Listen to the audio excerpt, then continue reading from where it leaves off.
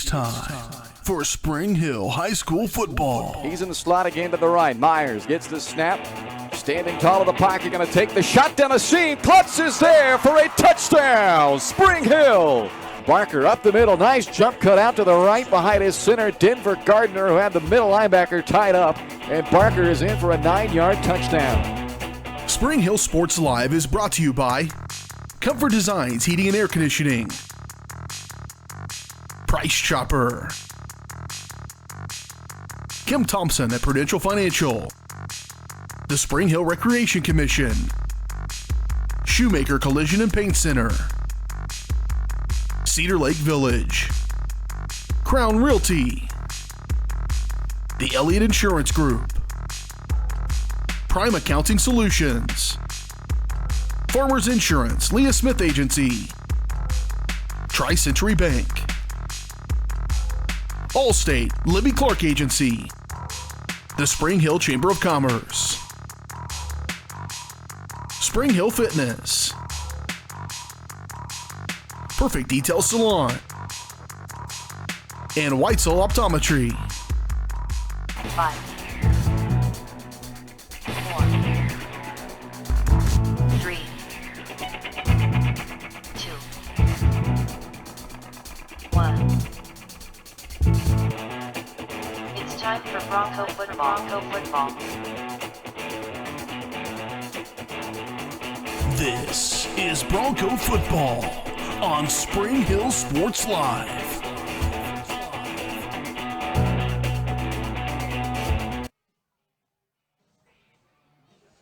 And good evening from Spring Hill District Stadium on a nice and cool, overcast Friday evening for the homecoming ball game as the Spring Hill Broncos welcome the Bonner Springs Braves into town tonight.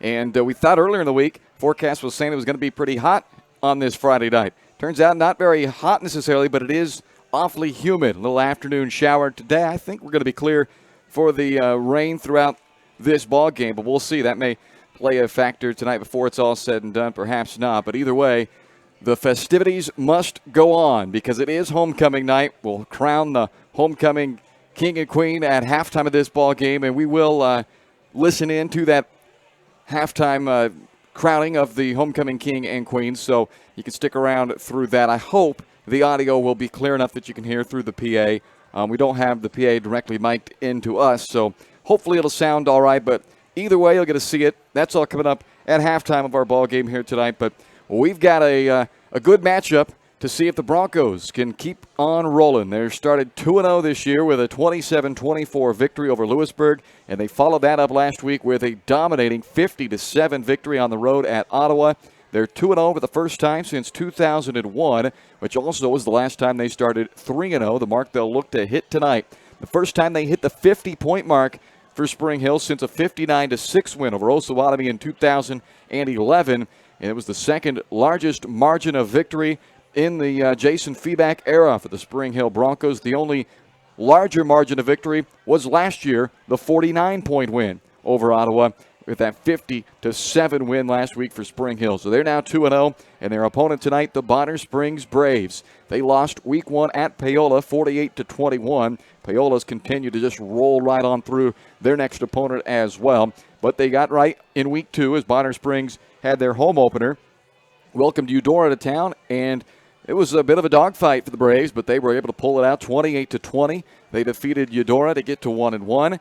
And in that game, Bonner Springs had to stop Eudora on a 4th and 9 from the 11-yard line late in that fourth quarter to help preserve the victory. So the Braves come off of a victory. Of course, the Broncos now off of back-to-back victories, and they meet for just the 4th time since '93 in this matchup. All 3 of the previous won by the Spring Hill Broncos. Last year's was a nail-biter, came right down to the end, and it was a Brennan Feeback 2-point conversion that won it for Spring Hill, 24-23. The Broncos erased a 15-0 deficit in that game. They also trailed 23-16 prior to that 2-point conversion in the fourth quarter after the touchdown. That game was dominated by the respective running backs. Zade Barker carried 28 times for 122 yards and 2 touchdowns, while Bryson Crone toted it 21 times, 224 yards and 2 touchdowns as well for Bonner Springs.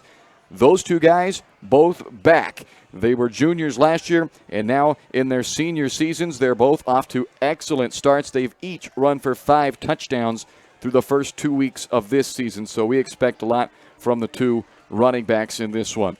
You're inside the Comfort Designs pregame show as we count you down to the opening kick coming up at the top of the hour here from Spring Hill tonight on homecoming night. Still to come on the Comfort Designs pregame show, we'll take a look at the area matchups. We'll talk with the head coach of the Spring Hill Broncos, Jason Feeback, your starting lineups, the keys to the game. All of it's coming up here on the Comfort Designs pregame show as we get you set for week 3 of the high school football season. Spring Hill and Bonner Springs coming up right here on Spring Hill Sports Live.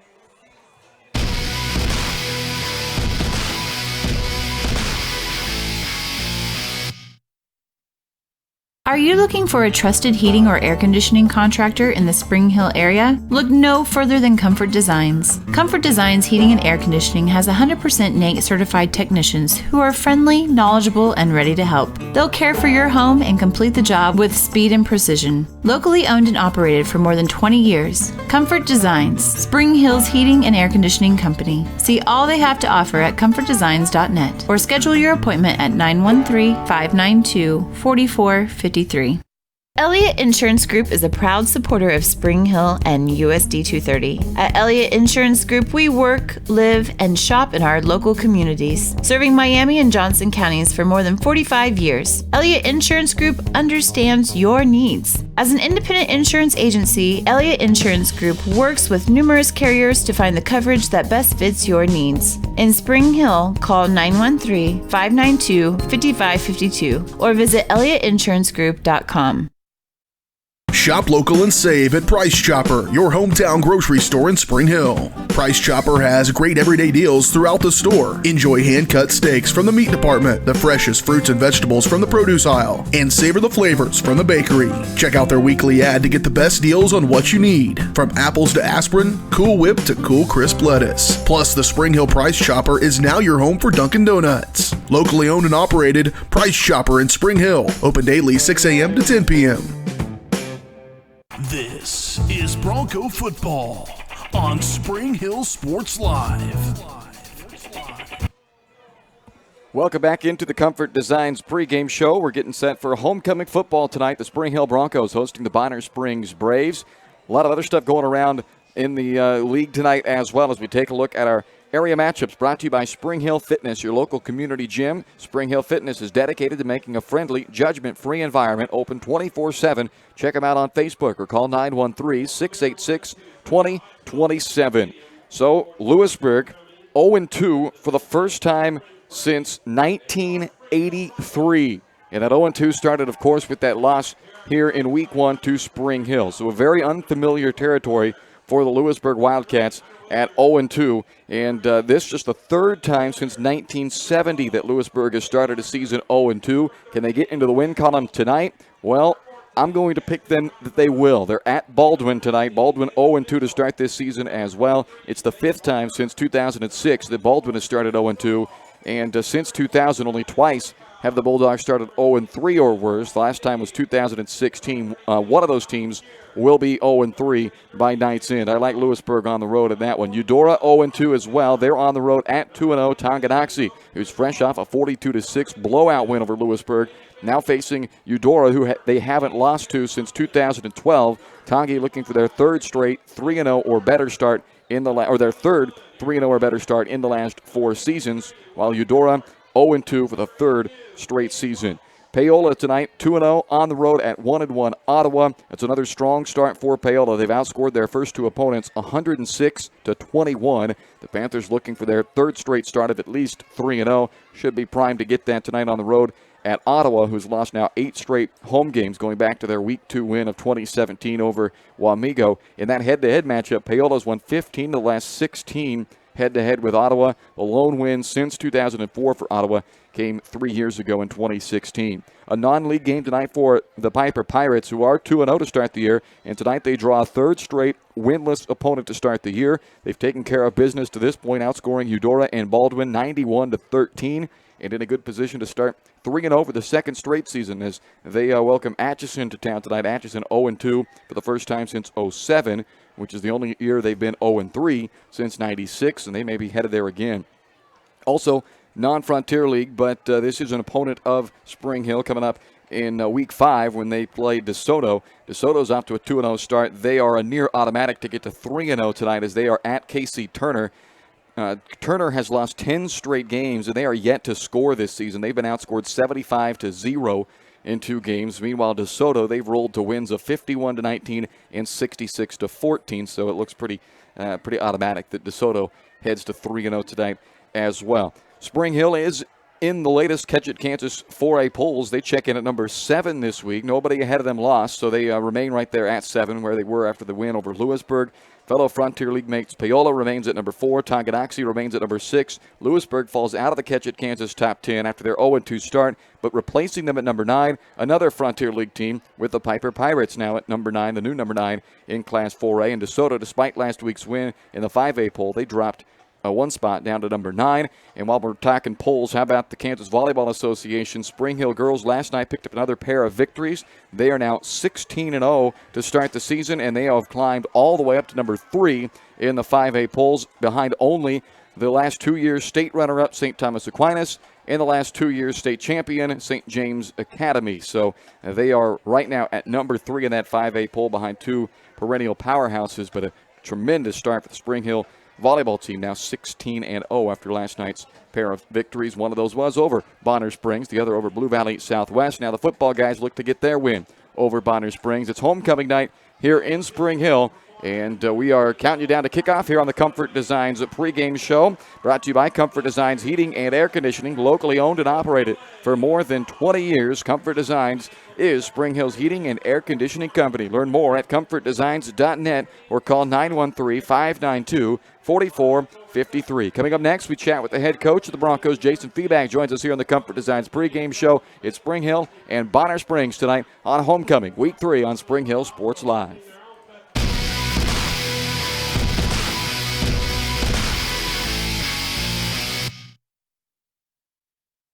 Weitzel Optometry Vision Source has been the leader in optometry services and vision care in Spring Hill for more than 20 years. Weitzel Optometry offers comprehensive eye care, as well as the latest, most popular lenses and frames for Spring Hill and the surrounding communities. Experience modern eye care with advanced diagnostic technology and vision correction products. And with the experience of Doctors Weitzel and Bloodgood, you're sure to see the results you're looking for. To schedule your appointment, call Weitzel Optometry Vision Source at 913-592-2020.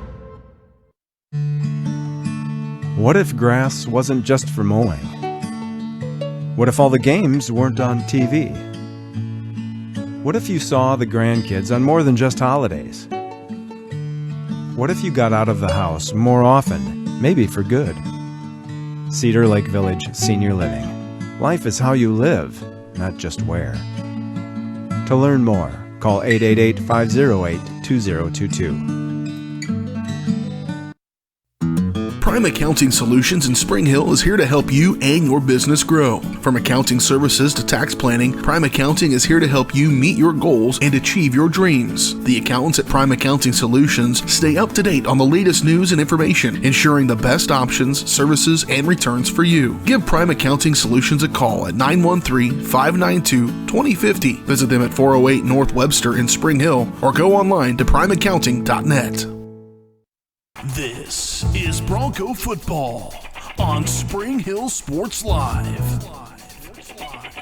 Welcome back to the Comfort Designs Pregame Show, and joining us now is the head coach of the Broncos, Jason Feeback. Coach, you've got the guys off to a 2-0 start here in 2019. How's the locker room feeling right now? Everybody's pretty excited, man. Homecoming week. Had a good week of practices again. This is a good group of kids. They're hungry. They're ready to get after it. So it's a fun group to coach. Got out in the heat this week and just busted right through it. So pretty excited about this week's game. I'm going to circle back to that the homecoming and the Bonner Springs matchup and all of that, but a few thoughts from last week's game to start us off. And against Ottawa, there are 50 points on the board by the offense, 0 points allowed by your defense while the starters were in there in the game anyway. Which side of that do you like seeing more? I like them both. I mean, they feed off each other. It's a trick question. You got the answer right. When the offense is moving the ball, that's the best defense you can have. And when the defense is getting some turnovers, that helps out with field position, which gives the offense an advantage. So, it all works together. It's all just one big team. You also talked about third downs being an emphasis of your practice time leading up to that Ottawa game. How did you feel like that work paid off on Friday night? I thought we were really good on third down on both sides of the ball, and I think most of it is just a focus on understanding down and distance, and you get into week 2, you guys kind of get a game under the belt, kind of getting the flow of how things kind of work, but then really making that competitive and wanting to win every third down on both sides of the ball. It extends drives, it gets the ball back to our offense, so. I was really pleased with how our third down percentages improved over the week. One of the things, Coach, we talked about before the season ever got started was who's going to step up and replace all the pass catchers that you lost from last year. And through 2 games so far, both Zach Knowlton and Gage Klutz have been pretty consistent contributors there. How would you assess not only the job by those 2 guys, but the whole new receiving core as a whole? Yeah, Coach Barker works with our receivers. He's done a really nice job of bringing along, and we're rolling out there with 2 sophomores. And that's pretty exciting. We converted a quarterback to a wide receiver, and then Klutz, he's played tight end, but now he's got a shot his senior year. He was behind 2 pretty good players last year. But being able to do that, and I think the thing that has been really good is not just their receiving, but how well they block downfield. Zayd Barker going off like he did last week.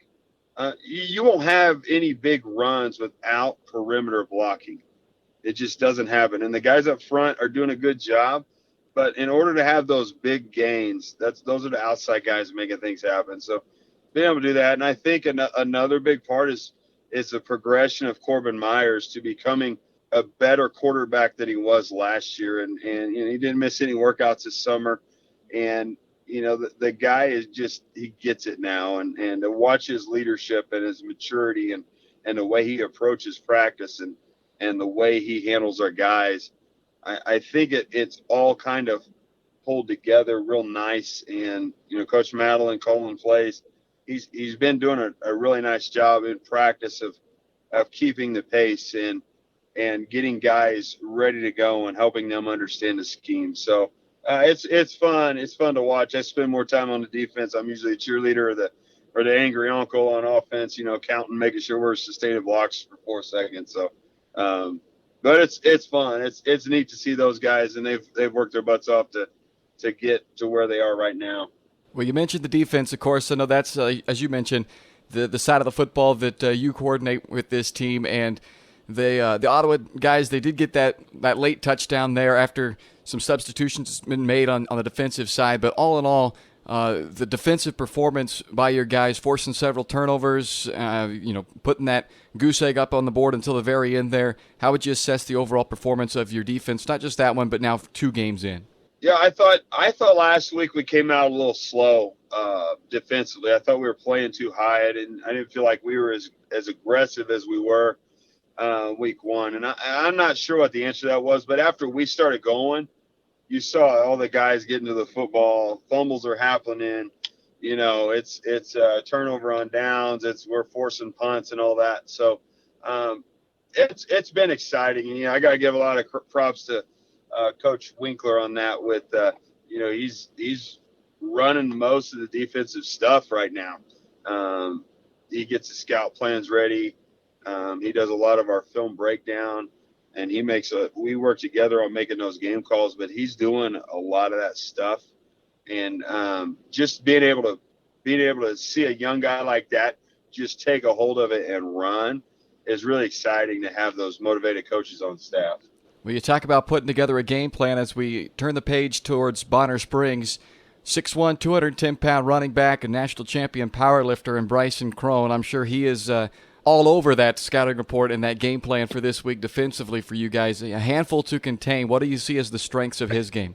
Yeah, his strength. That's it. When he gets going downhill, he's hard to stop. And, we're going to have to slam A and B gap shut and try to make him bounce. And if he can bounce and or have to change direction, we feel like we can kind of get an advantage for ourselves. And so their quarterback, he can run pretty well, and their receivers are big and athletic. Their O-line averages about, I think I didn't really want to average it, but I was looking at probably about 270 up front. So they're big. And, they got some good athletes on that side of the ball. So we're hoping we're very disciplined. And, again, continuing to have 11 guys fly to the football and be assignment sound and just be tough, be in great shape. We're hoping that it's going to be a hot night on the big guys and that we can go and play hard and do our thing.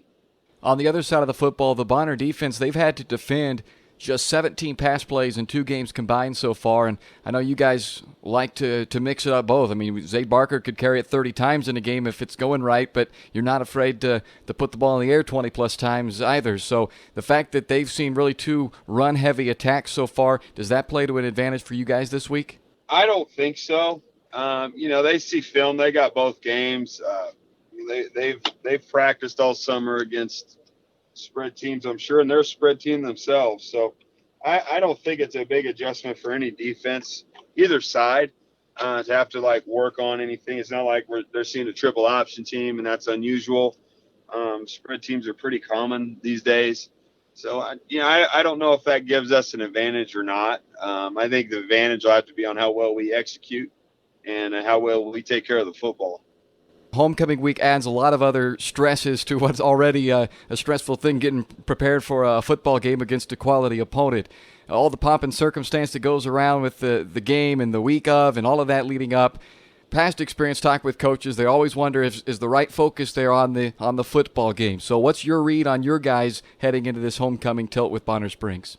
I think I'm a little different on that. I love homecoming week. Wow, this might be a first. I always tell the guys it's all about the game. The people come into town to watch the game. That's when everything happens. And after the game is over, that's when the dance happens. So it's all centered on the game. And so I like it. It's usually a big crowd. And we usually play really well on homecoming. Our guys get excited about it. And our focus this week at practice, homecoming has not been an issue at all in our guys. Our guys are hungry. I was real fortunate this week during player development. I had my old high school wrestling coach. He came and talked to the guys about the recipe for success. And he was looking at our guys. He goes, your guys are hungry. They are so intent on just wanting to get better. And we have guys, talking like, what can I do to get better? And it's a good feel with our guys. We're a motivated group. All right, Coach, I'll let you go with a final thought on the matchup with Bonner Springs and what some of the factors are that are most important to you for your team to come out on top.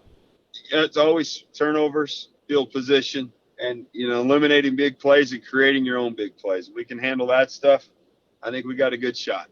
All right, Coach, thanks as always for joining us here, and good luck. Thank you. That's the head coach of the Spring Hill Broncos, Jason Feeback, coming up next on the Comfort Designs pregame show. Tonight's starting lineups and your keys to the game on your home for the Broncos, Spring Hill Sports Live.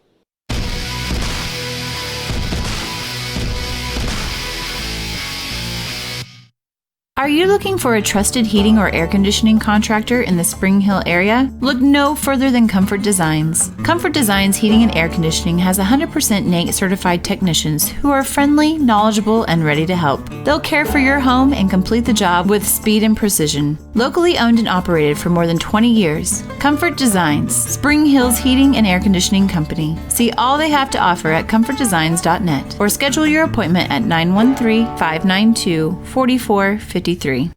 Your local farmer's insurance agent is Leah Smith. With more than 10 years of industry experience in both Kansas and Missouri, Leah is sure to customize the right plan for you. Her straightforward and personalized approach will help you better understand your coverage options. Stop on by at 159th and Merlin, right up the street in South Olathe, or call 913-221-0755. Leah Smith Agency, Farmers Insurance, proudly serving Spring Hill and cheering on the Broncos. We are farmers. Bum, bum, bum, bum, bum, bum. Open, flexible, and dedicated to our clients with impeccable customer support. That's why you choose Tri-Century Bank. Have your bank right in your hands with mobile banking and manage your money from the comfort of your home with convenient online banking. Tri-Century is ideal for your business with competitive rates on loans and credit cards to help meet your goals. For 125 years, Tri-Century Bank has been serving Spring Hill. To learn more, join them for one of their monthly coffees. See upcoming events at tricentury.bank. This is Bronco football on Spring Hill Sports Live.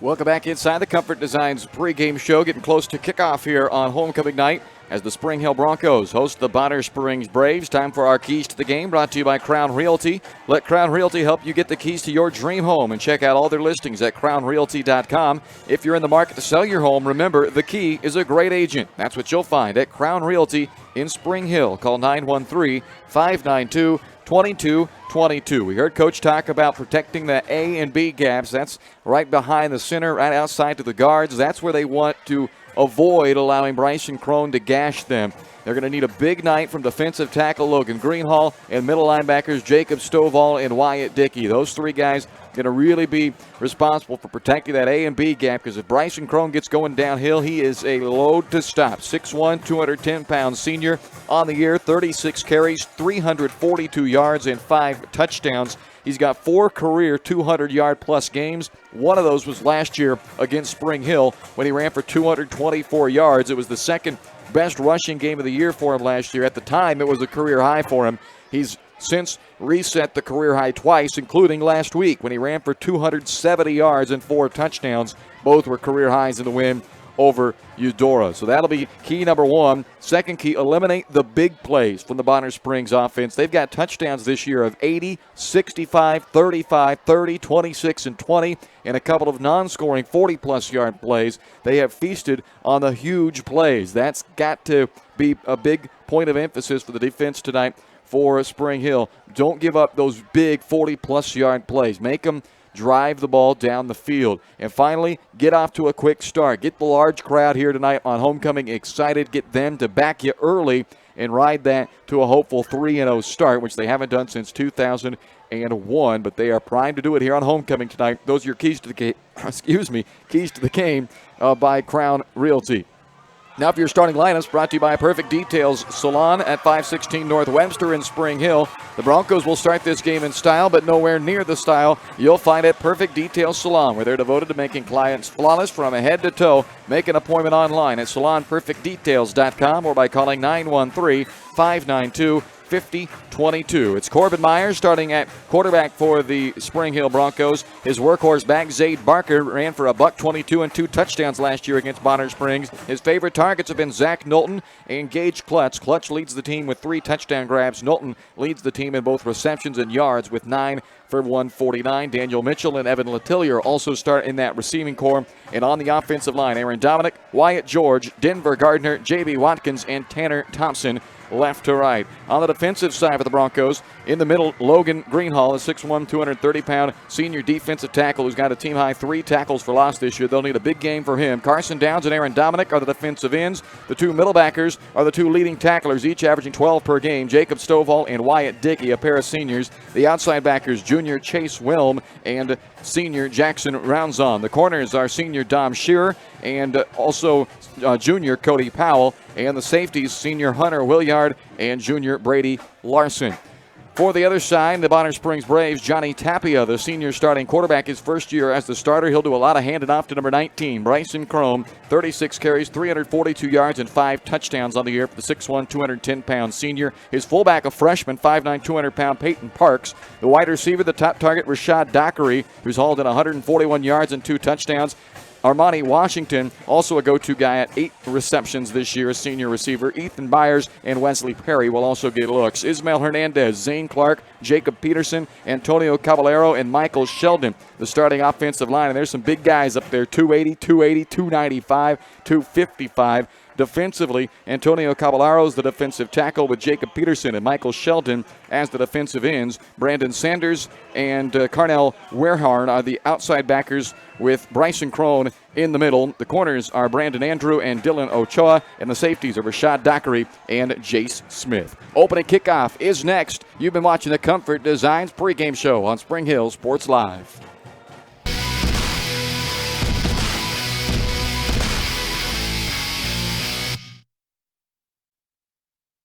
A great collision on the field? Awesome. An awesome collision on the road? Not so great. If that bad play does come your way, take your car to Shoemaker Collision and Paint Center.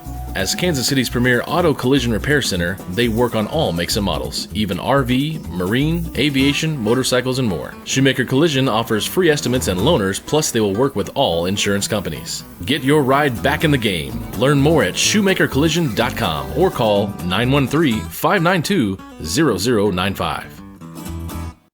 Shop local and save at Price Chopper, your hometown grocery store in Spring Hill. Price Chopper has great everyday deals throughout the store. Enjoy hand-cut steaks from the meat department, the freshest fruits and vegetables from the produce aisle, and savor the flavors from the bakery. Check out their weekly ad to get the best deals on what you need, from apples to aspirin, Cool Whip to cool crisp lettuce. Plus, the Spring Hill Price Chopper is now your home for Dunkin' Donuts. Locally owned and operated, Price Chopper in Spring Hill. Open daily 6 a.m. to 10 p.m. This is Bronco football on Spring Hill Sports Live.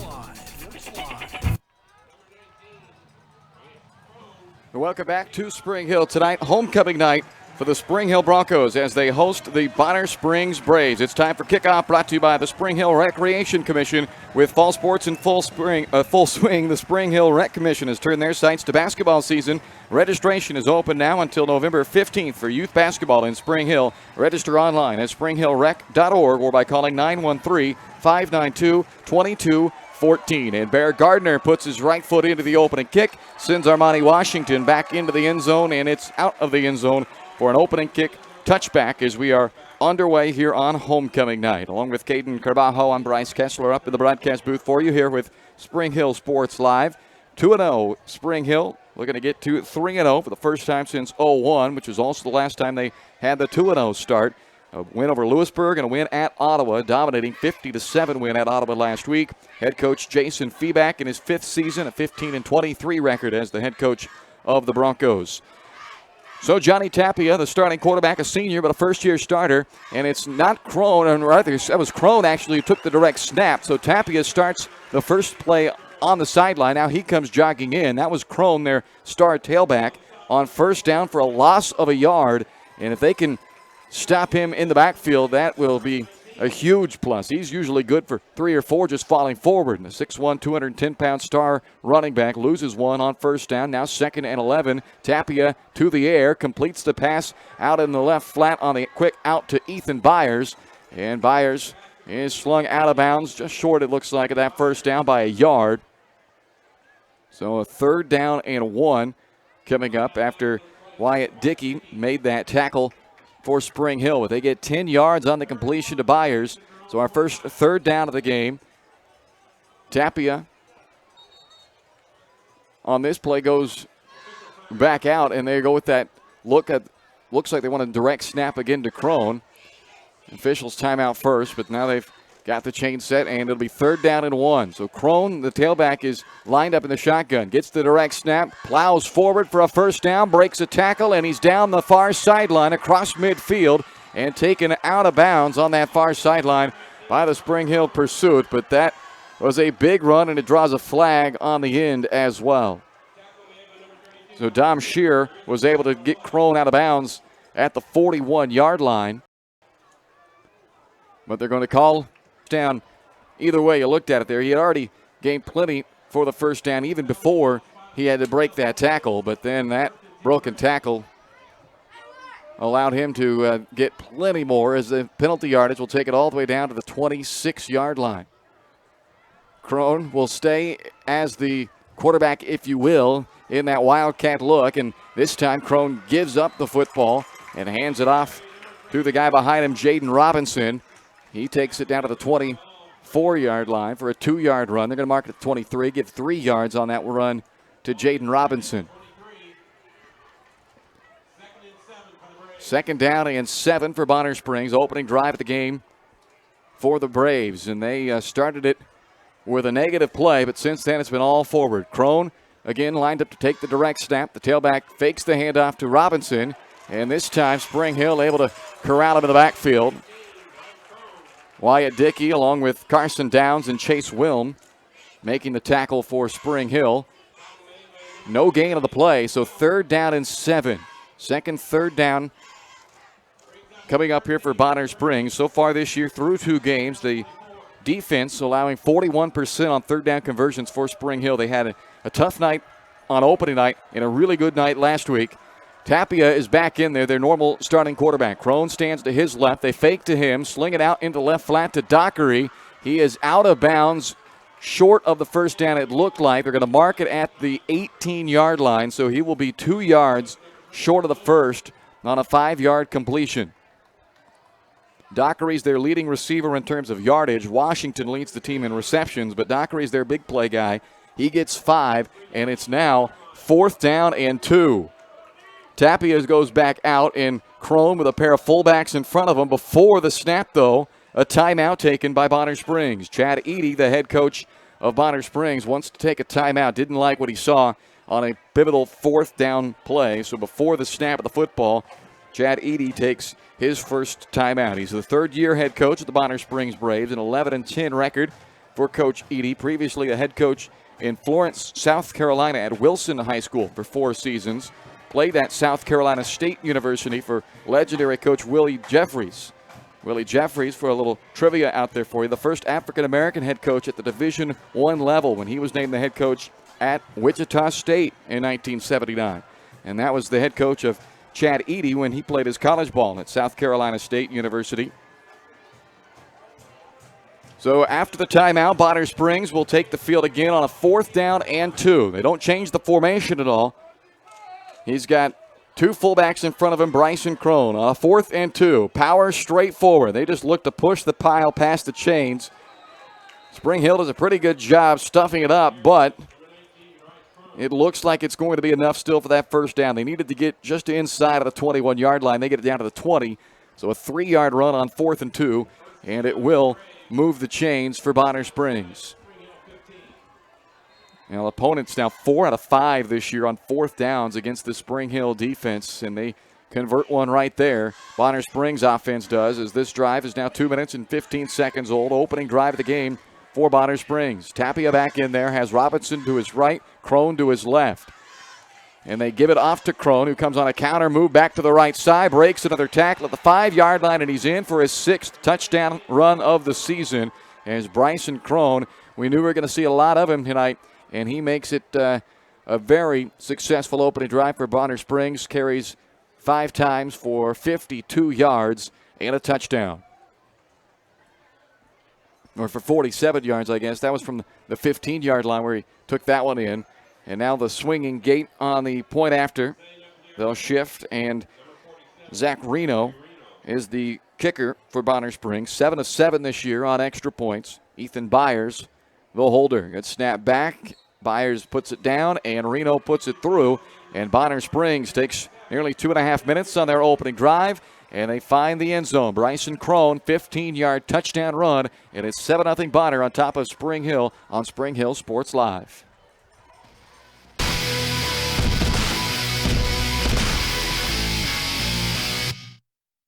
When it comes to protecting your family, home, and business, look to a local, community-minded agent. In Spring Hill, that's Allstate agent Libby Clark. With more than 15 years of industry experience, Libby and her team are committed to providing a customized family protection plan that fits your needs. A full-service agency, Libby Clark offers a broad range of insurance and financial services, building relationships with a focus on helping their neighbors. That's the Libby Clark Agency. Visit them on the southeast corner of 223rd and Harrison in Spring Hill. This is Bronco football on Spring Hill Sports Live. 7-0 Bonner Springs. A successful opening drive for the Braves, capped by a 15-yard touchdown run by their star tailback Bryson Crone. 5 carries, 47 yards, and a touchdown. His 6th of the season on the opening drive. It was a big 30-yard run that sprung open the drive, which had 15 more tacked on a horse collar tackle. They had to convert a 4th and 2, but after that 4th and 2 conversion, the very next play, Crone scored from 15 yards out for the early lead for Bonner Springs. And now Dom Shearer back deep, and it's an onside kick attempt on the kickoff here from Reno, and the Broncos have it covered up. Jackson Roundzon recovers at the 46-yard line. So a little surprise onside kick, and it didn't obviously catch anybody by surprise for Spring Hill. But what it has done is given the Broncos tremendous starting field position as they look to answer that opening drive touchdown from Bonner Springs. Corbin Myers will bring the squad out onto the field, the senior starting quarterback for the Broncos. His senior tailback, Zaid Barker, lines up behind him, and they go 4 wide on the first play. Letillier and Knowlton to the left, Mitchell and Klutz to the right. It's Barker on the carry on first down, and Zaid Barker runs into some traffic just shy of midfield. Brought down at the Spring Hill 49-yard line. Middle linebacker Bryson Crone, who's not only the star of the offense, but one of the best defensive players for him as well. He's a national champion power lifter, so he is a force to be reckoned with on both sides of the football. He makes the stop there after the 3-yard run by Zaid Barker. Last year, Barker ran for 122 yards on 28 carries with 2 touchdowns against Bonner Springs. Expect another heavy dose of Barker tonight. He stands to the left of Myers out of the shotgun. Play action fake, and that pass batted down to the line of scrimmage. He wanted his tight end Klutz, but that pass batted down at the line before it had a chance to get to Gage. And now 3rd down and long coming up. 3rd and 7 on the opening drive for Spring Hill. This started at the 46-yard line after the onside kick, so couldn't have asked for better starting field position, but they're going to be tasked with converting a 3rd down. They are 5 out of 13 on the year, 39% on 3rd down conversions. 3 receivers go left. Letillier, the lone man, lined up outside right. Barker standing behind Myers, who claps for the snap, gets it, and throws with pressure on him, and it's through the hands of Mitchell at the 40-yard line, incomplete. Coverage on the play for Bonner Springs applied by Brandon Andrew. And a 4th down and 7 from the 49-yard line. Logan Greenhall making his way out of the field as the punter for Spring Hill. So it looks like the Broncos will go 3 and out on their opening drive of this game. Unable to take advantage of great starting field position. Trailing by a touchdown already, they'll send it back to Bonner Springs. Armani Washington is the deep guy for the Braves.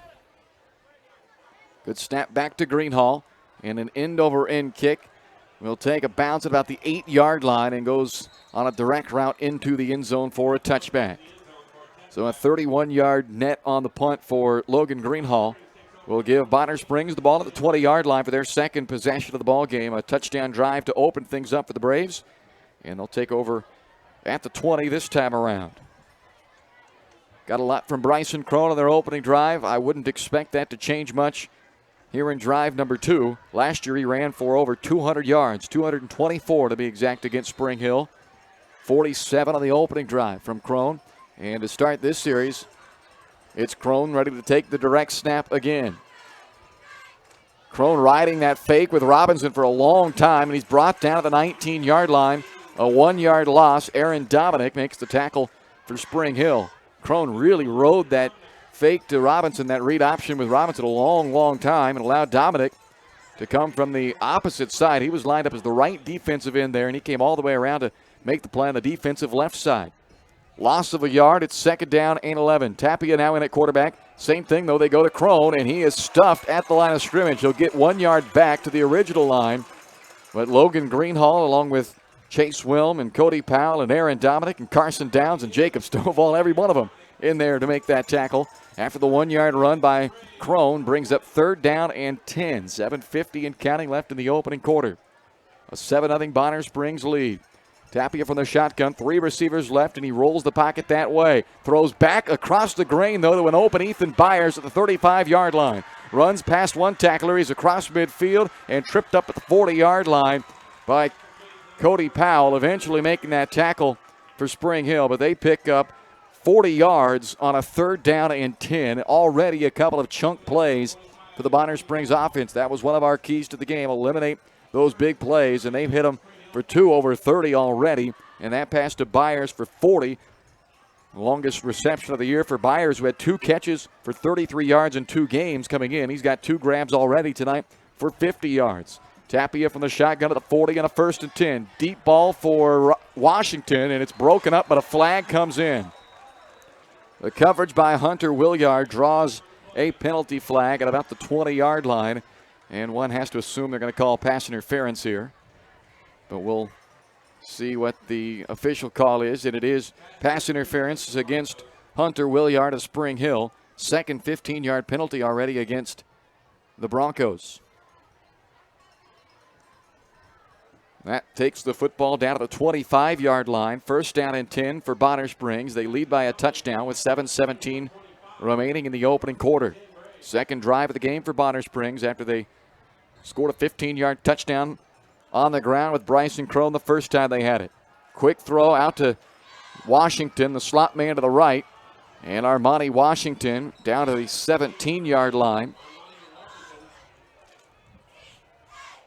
Brady Larson makes the tackle for Spring Hill, but a positive first down play for Bonner Springs, picks up 8 yards. Tapia 4 on 4 for 63 yards to start as the quarterback for Bonner Springs. It's a team that certainly wants to ride Crone, but they've got some big play guys in the passing game. That pass intended for Byers. Coverage by Williard for Spring Hill, and the pass falls incomplete. Third down and 2. Inside the red zone for the second time in the ball game, and 2 possessions already for Bonner Springs. 3 receivers bunch up to the right side. Crone standing just off the left hip of his quarterback Tapia on 3rd and 2. They give it to Crone up the middle. He's got a first down, breaks a tackle inside the 10, and he is in for his second touchdown run of the first quarter. Spring Hill had him at the 15-yard line. They looked like they had a good grasp, a hold of that number 19 white jersey. But Bryson Crone using his strength to pull through the tackle and into the end zone for the 17-yard touchdown run. Certainly not the start that the Broncos wanted here on homecoming night. Wanted that quick start to get this big crowd engaged early. And it's been the opposite, a 3 and out by the offense and 2 touchdown drives surrendered by the defense. Zach Reno, the extra point try out of the hold of Ethan Byers. Snap a little bit behind Byers, but he's able to put it down for Reno, who makes it 14-0. Bonner Springs on top of Spring Hill with 6:36 to go in the first quarter on Spring Hill Sports Live.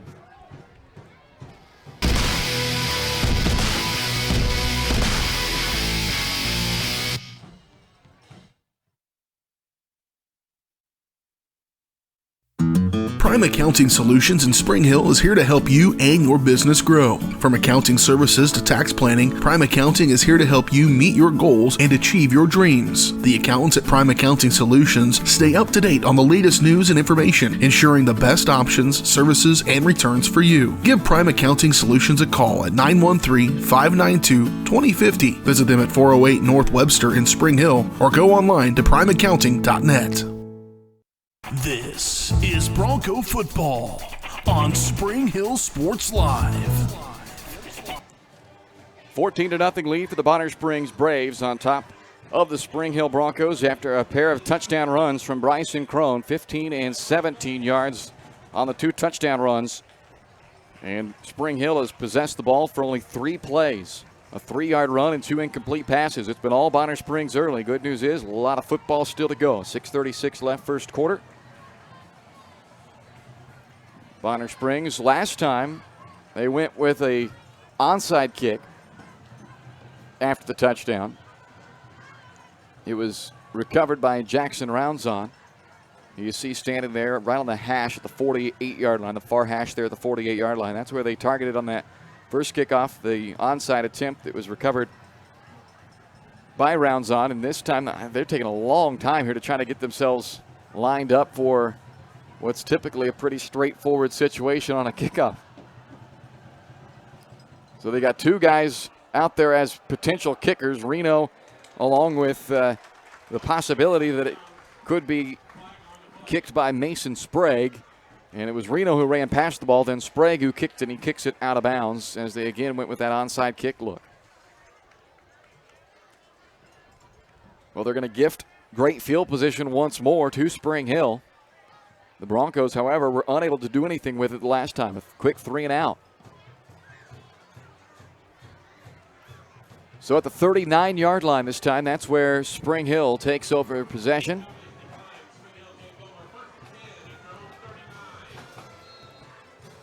So they declined the penalty because actually accepting it would have moved the football back because of where the 30 yards for the kickoff spot would have marked it to the 30. Instead, they get it to 39 by declining the penalty. And it's Zaid Barker on first down again. Same way they started their first drive with a 3-yard Zaid Barker run. And it's second down and 7 for the Broncos. They went 2 incomplete passes following the 3-yard run by Barker last time. From the 42, second down and 7 for Spring Hill. 4-3 defensive front against them. They'll spread those outside backers to protect against that 4 wide receiver set of Spring Hill. Swing pass out to Barker, the tailback, trying to get around Brandon Sanders. Sanders wraps him up around the waist, makes the tackle at the 46-yard line. It's a 4-yard completion to Barker, and it'll give him a manageable third down anyway, as they will need just 3 yards now on third down. 5:40 and counting left in this opening quarter. A 14-0 Bonner Springs lead on the road. They're trying to play spoiler on homecoming for the Spring Hill Broncos. A lot of football to go in this one. In this, though, a big second possession to try and at least begin to swing that momentum back in the Broncos' favor. Myers on the rollout. Pass was tipped up into the air by the linebacker, Jay Smith. And that pass ended up sailing over everybody's head after Smith got a finger on it.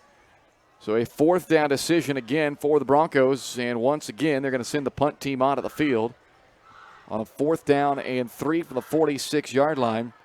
Logan Greenhall, the punter, last time put it in the end zone for a touchback. Jaden Robinson late will go back deep for Bonner Springs. Snap back to Greenhall, and he puts the right foot into it. Wobbling kick, angled towards the near sideline, and it bounced right at the sideline at the 14-yard line. So a good punt by Greenhall as he pins them back inside the 20 at the 14-yard line. But now the defense has to answer the call here. They really need to stop on this possession after back-to-back touchdown drives of 80 yards apiece for Bonner Springs. Both times it was Bryson Crone who put the finishing touches on it. 8 carries, 64 yards, and 2 touchdowns already for Crone. And this time starting at the 14-yard line for Bonner Springs. We'll see if Bonner Springs defense is up to task this time. Tapia will start at quarterback. They've mixed it up going back and forth from direct snaps to Crone or just keeping it with Tapia. Option look, and Tapia may have lost the football there. They throw the beanbag. It was a loose football.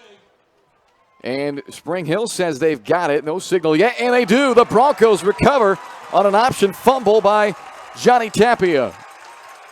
So the Spring Hill defense indeed comes up with a big play. They needed it, and they got it, even bigger than I was hoping for. I was just hoping for a stop by Spring Hill. Not only did they get the stop, but they forced the turnover and will set the offense up in a golden situation. First down and 10 to the 14-yard line.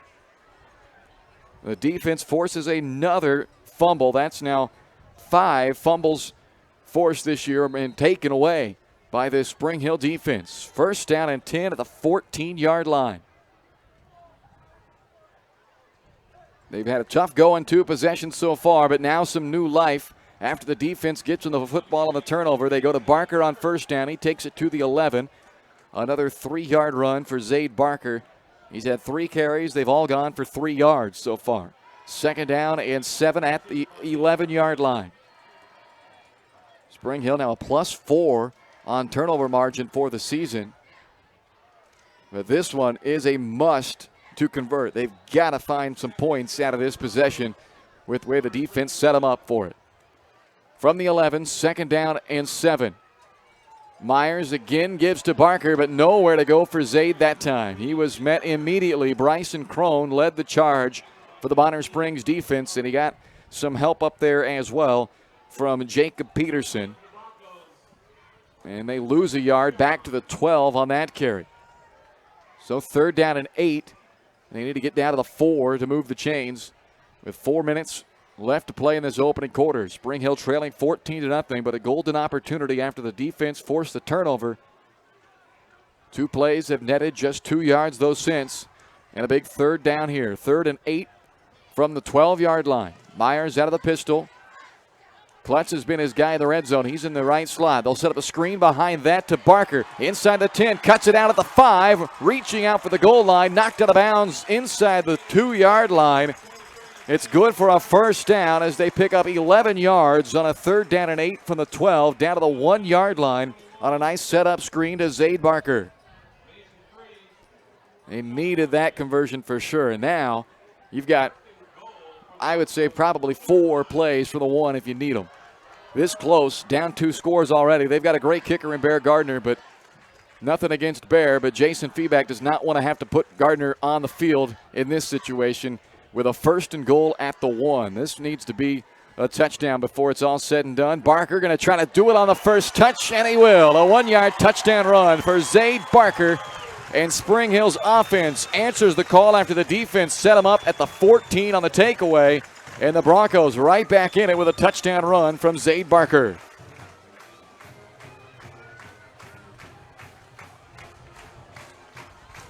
And now Bear can come onto the field in a great situation, kicking the extra point. So Gardner, the senior kicker, out of the hold of Corbin Myers to try to add 1 and pull the Broncos within 7. The kick is up, and Gardner is still perfect on the year, 10 of 10 on extra points, and it's now 14-7. Bonner Springs still with the lead, but the Broncos are on the board after the takeaway. They get 7 and are down a touch here on Spring Hill Sports Live.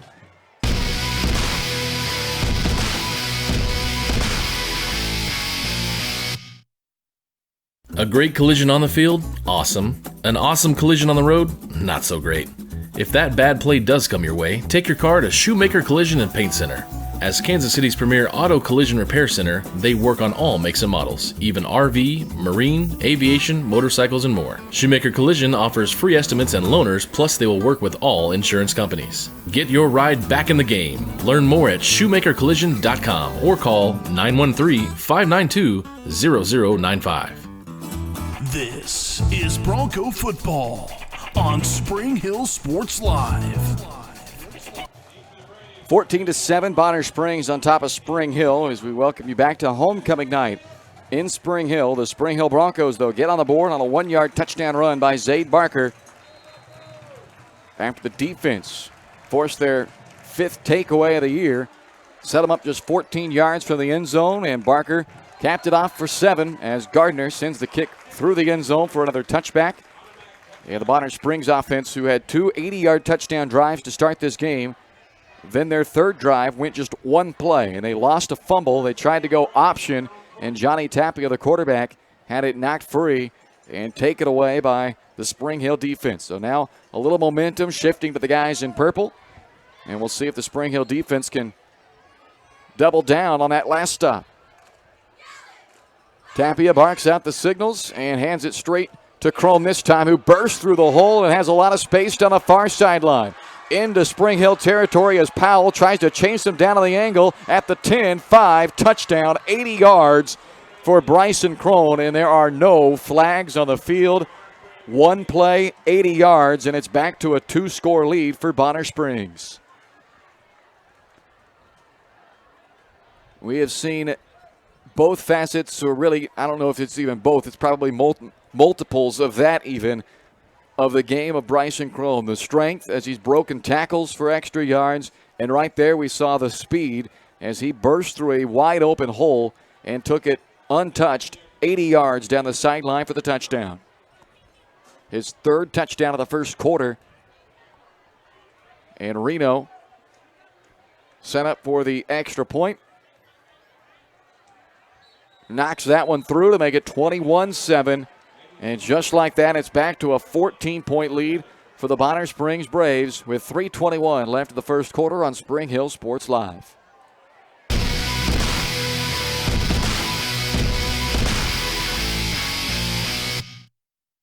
Your local Farmers Insurance agent is Leah Smith. With more than 10 years of industry experience in both Kansas and Missouri, Leah is sure to customize the right plan for you. Her straightforward and personalized approach will help you better understand your coverage options. Stop on by at 159th and Merlin, right up the street in South Olathe, or call 913-221-0755. Leah Smith Agency, Farmers Insurance, proudly serving Spring Hill and cheering on the Broncos.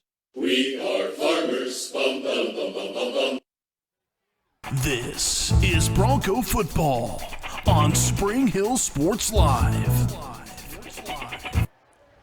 21-7 now. Bonner Springs on top of Spring Hill on Spring Hill Sports Live with 3:21 left to go in the first quarter. 3 touchdown runs from Bryson Crone, 1 from Zaid Barker for Spring Hill. We expected a lot for the 2 tailbacks. Last year's matchup saw Barker and Crone combined for 346 yards and 4 touchdowns on 49 attempts. Well, Crone has already run for 144 yards and 3 touchdowns in this one. Barker, yardage-wise, not a lot there for him, but he does have a touchdown for Spring Hill as it's a pooch kick this time. They've got a couple of onside kicks. This time they try to just pooch it over that front row, and it ends up back at the 42-yard line. So Spring Hill continues to get excellent field position, but trail by 2 touchdowns as they take the field for a third time offensively. 2 3-and-outs, and then a 14-yard touchdown drive that was set up by the forced turnover by the Spring Hill defense. Now they're back down 2 scores just 13 seconds after they had closed it to a 1-score game. Myers will work from the shotgun. Zach Knowlton comes in motion out of the slot. Fake it to Knowlton and give it to Barker. Zaid pulling defenders out across the 45 to the 46-yard line. A 4-yard first down run for Zaid Barker. And they've held him to just 13 yards on 6 carries so far. Zane Clark made the tackle for that big front line of this Bonner Springs defense. Jacob Peterson at 6'1", 280. Antonio Caballero at 6'3", 295. Zane Clark, 5'10", 280. Yeah, some big dudes up on that defensive line, and so far they've made it a tough go for Barker on the ground. This time Knowlton does get it on the jet sweep. Barker steps around a man at the 45 and spins his way down to the 35-yard line where the market. Rashad Dockery makes the tackle, but a big pickup, 19 yards for Zach Knowlton on the jet sweep, moves the chains for Spring Hill. A yard shy of his longest run of the season. That was his 5th carry on this season for Knowlton out of the slot. He's been the favorite target of Myers in the passing game as far as total looks. Knowlton with 9 receptions, a team high, as well as 149 yards, a team high.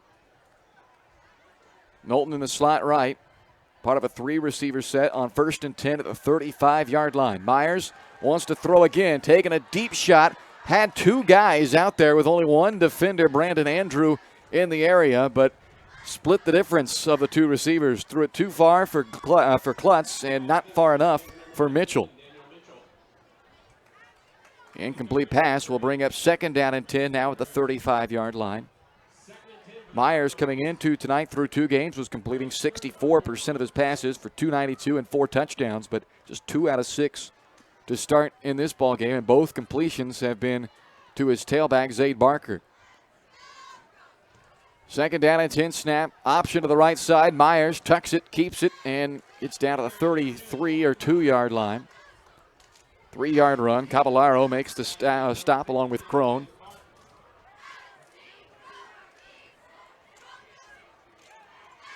So 3-yard run, and it's 3rd down and 7. They are on the very outside edge of Bear Gardner field goal range. They said that they would trust him perhaps up to 50 if need be. I don't know that this is a need be situation where you're probably not kicking a field goal from here, so you need some more yardage. Now, if you get 5 and come up a little short, then it's maybe a decision. But right now they're thinking, let's get all 7. They need this first down, and they got 5 right there. Should be anyway. There was movement late then by Wyatt George, the right guard for Spring Hill. But that looked like it was after the Bonner Springs defenders came into the neutral zone. I believe this should be encroachment against Bonner Springs, and that's what it is. So that 5-yard penalty makes this 3rd down much more manageable, and it's now a 3rd down and a long 2.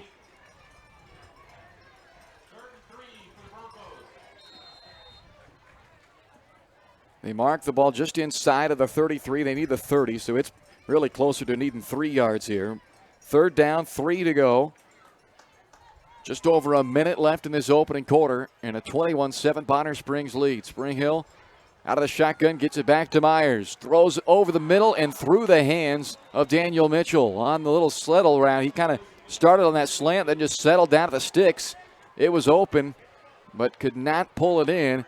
And on fourth down, they will send Bear Gardner out now. After that 5 yards, gave him a little bit of extra room. They're going to bring Gardner out for a 45-yard field goal attempt. He is 2 for 3 on the year on field goals. He's missed from 46 with a couple of makes from 26. This will be a 45-yard try for Gardner with 58 seconds left in the first quarter, down by 14. Myers to hold it. Good snap, and Gardner has it blocked, but there was a whistle prior to the snap, and Chad Eady, the head coach of Bonner Springs, wants a timeout, and the whistle came in just prior to the snap, and for Spring Hill, that's a good thing. Brandon Andrew came off the outside edge on the protection right side, the defensive left side there. You saw him come off the edge and block that kick, but the whistles had called the play dead prior to. Second timeout charge to Bonner Springs of this first half with still 58 seconds left in the quarter, in the opening quarter. And now on a 4th down and 3, a chance to think about it a little longer for Spring Hill, but they won't change their mind. They send the kicking team back out onto the field. Gardner's lined up right between the hashes. This will be a 45-yard attempt. Jackson rounds on. He's the guy on that far side of the protection where Andrew came off to block the last one. So they have to make an adjustment there to keep him at bay. Good snap, 45-yard attempt from Bear Gardner. Came off the foot great, and it is wide left. Had plenty of distance, but missed it wide left. That ball was pretty off the foot of Bear Gardner, just didn't quite pull it in between the uprights. And the missed field goal will put the ball at the 20-yard line as it did clear the end zone. So a touchback brings it back to the 20 for the Bonner Springs offense. Score remains 21-7 Bonner Springs with 52 seconds left in the quarter.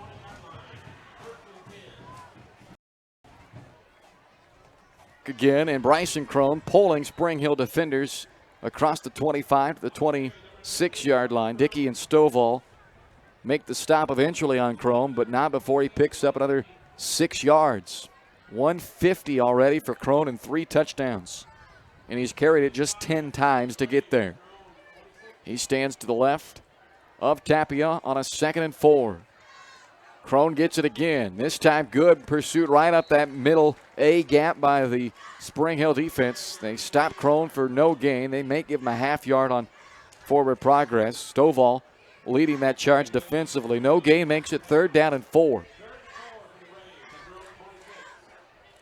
3 receivers right. Tapia will work from the shotgun, and before the snap, the quarter expires. So there we go, one in the books. 21-7, Bonner Springs on top of Spring Hill after one quarter on homecoming night for the Broncos on Spring Hill Sports Live.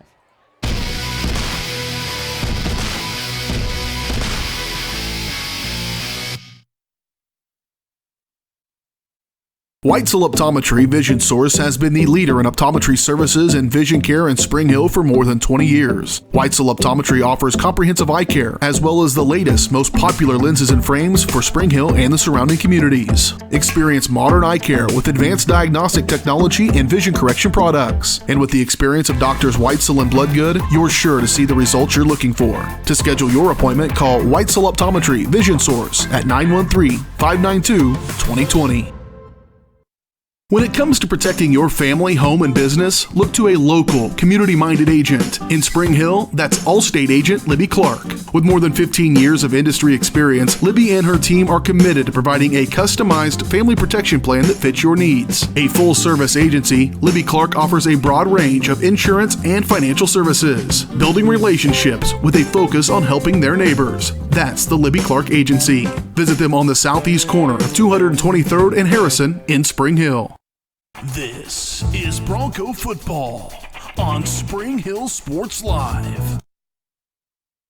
Well, we welcome you back here to Spring Hill, and that was a play we just missed. I apologize, but they were quick in and out of that break for that quarter break. They got back onto the field on a 3rd down and 4, completed a pass to Armani Washington for 3 yards. He fumbled the football on the end of the reception, or after the run after the catch, but was able to get back on top of it. So now it's 4th down and 1 for Bonner Springs at the 29-yard line, and there's movement up front. Logan Greenhall, the defensive tackle, right over top of the football for Spring Hill. Looked like he moved into the neutral zone, and he will be penalized 5 yards for that offsides penalty, and that will give a 1st down to Bonner Springs on a 4th and 1.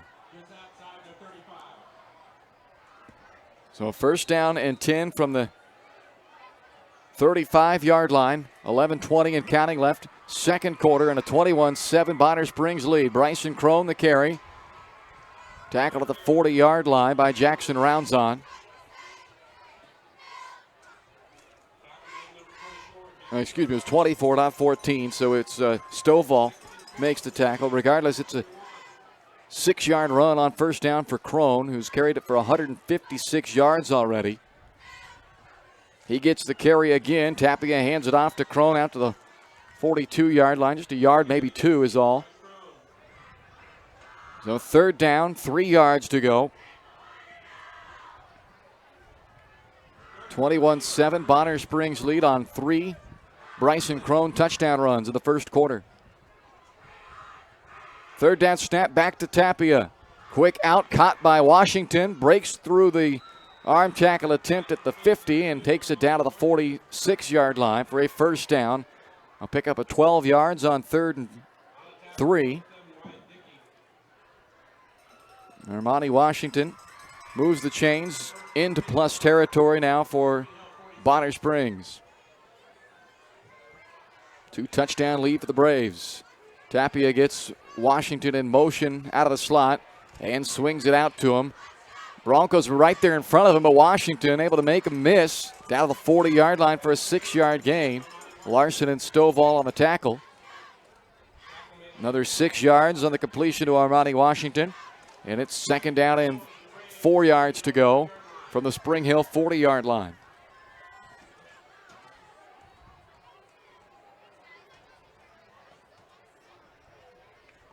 Tapia on the snap, wants to throw. One-on-one with Dockery down the near sideline, overshoots it. Dom Shear in coverage for the Broncos.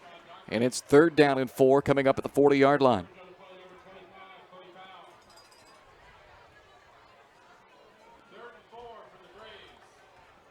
Well, Crone's been their workhorse. You got to think he's touching it on 3rd and 4. And if they don't get it on that, it's probably 4-down territory here. In plus territory at the 40. Tapia instead is going to throw. Slant is thrown behind Washington, incomplete. Larson on the coverage, and I'm a little surprised they didn't go to number 19, Bryson Crone, right there. Now a 4th down and 4, and they're going to bring in the heavy set here. A couple of fullbacks come in. Brandon Sanders also coming in. 44, that is Peyton Parks, the freshman fullback, and 41's the other fullback in Sherwin. And they're going to go direct snap to Crone on 4th down and 4. Bowls over one of the Bronco defenders at the 1st down sticks. Larson couldn't make the tackle right at the 1st down marker, and Crone able to get all the way down to the 33-yard line for a 1st down. They needed 4, and they got about 7. So 1st down and 10, Bonner Springs. They convert another 4th down, second 4th down conversion, and really the 3rd 4th down conversion, one of those coming by penalty. Now a late substitution. Crone comes out of the game, and Jaden Robinson replaces him on 1st and 10 at the 32-yard line. And Robinson gets the carry. He goes nowhere. Denver Gardner was the first to grab a hold of him and then slung him down to the turf for a loss of a yard back to the 33-yard line.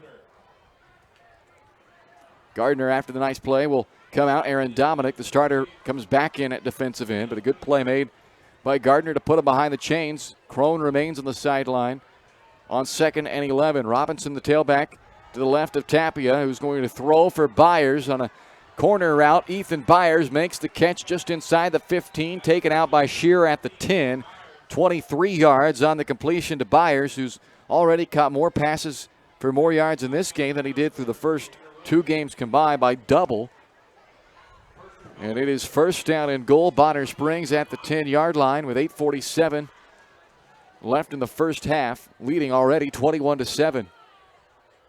Crone back into the lineup now. He's already got 3 rushing touchdowns. They hand it off to him at the 10-yard line, and he's in for his 4th score. He broke through an arm tackle at the line of scrimmage and then coasted in.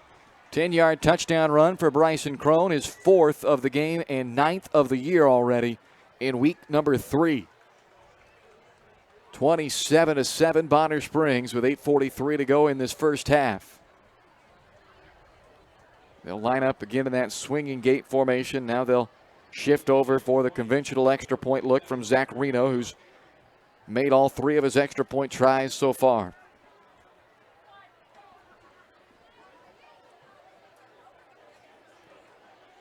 Reno's extra point is good, and it's 28-7 Bonner Springs on top of Spring Hill with 8:43 left to go in the first half on Spring Hill Sports Live.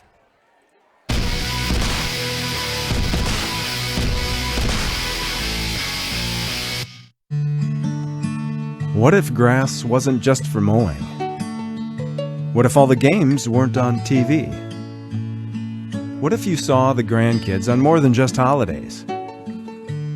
What if you got out of the house more often, maybe for good? Cedar Lake Village Senior Living. Life is how you live, not just where. To learn more, call 888-508-2022. This is Bronco football on Spring Hill Sports Live. 8:43 left to play in the first half from Spring Hill tonight. It's been all Bonner Springs to this point, 28-7. The visiting Braves trying to play spoiler on the Spring Hill homecoming night, and they couldn't have asked for a better start for their star tailback Bryson Crone. 15 carries, 174 yards, and 4 touchdowns. This kickoff bounced the 14-yard line. Shearer picks it up off the big bounce. Full head of steam back up. He comes between the hashes to the 33-yard line, where Spring Hill will take over on offense, down by 21 with 8:38 to play until halftime. Offense for Spring Hill has been stuffed on the run game, just 35 yards so far, but it's been even slower in the passing game. 2 out of 6 for 15 yards through the air for Myers. A couple of drops by his receivers haven't helped those numbers, and they have had some missed opportunities there, but now they're also playing catch-up. Can't get it all back at one time. Just need to put together a solid drive and start getting some points here and there. They'll hand off to Barker on first down. Zay trying to get around the corner on the right side, but he's tripped up and brought down at the 36-yard line by Bryson Crone. That's a 3-yard first down carry for Barker. We talked to the open keys to the game, eliminate the big plays. And so far, the Spring Hill offense, their largest play, 11 yards. And Bonner Springs, they've had plays of 30, 15, 80, 17, 40, 23. It has been big chunk plays for Bonner Springs. That's been their MO through 2 weeks, and they have continued it tonight. Spring Hill unable to answer so far. Their one touchdown came off only a 14-yard drive thanks to a fumble forced by the defense. Myers pulled it out of Barker's belly, kept it himself. Gets maybe a yard out to the 37-yard line. Stop made by Michael Sheldon.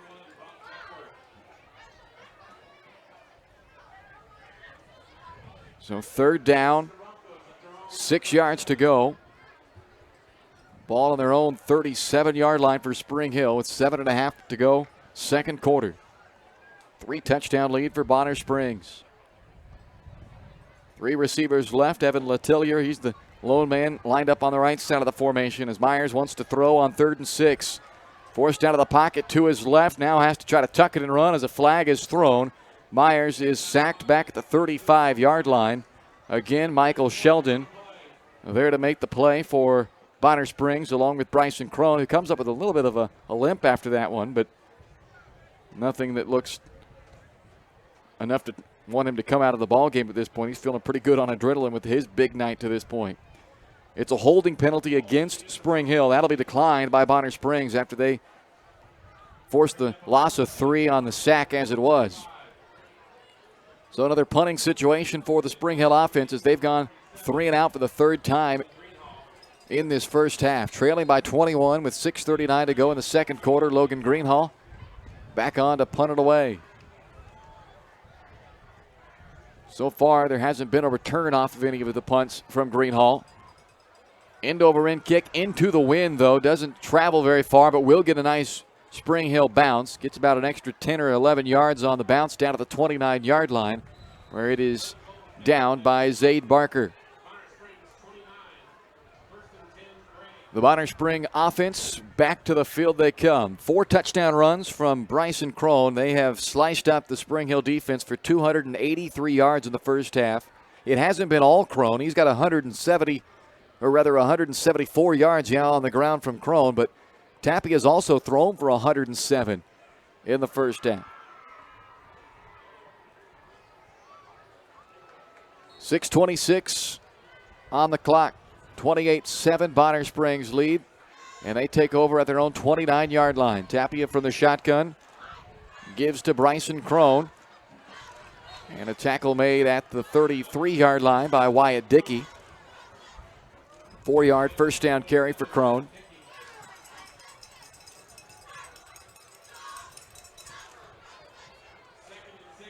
Now they'll shift the 3 receivers left on 2nd down and 6. Option look to the right. Tapia wants to keep, doesn't go far. He fumbled on an option play earlier.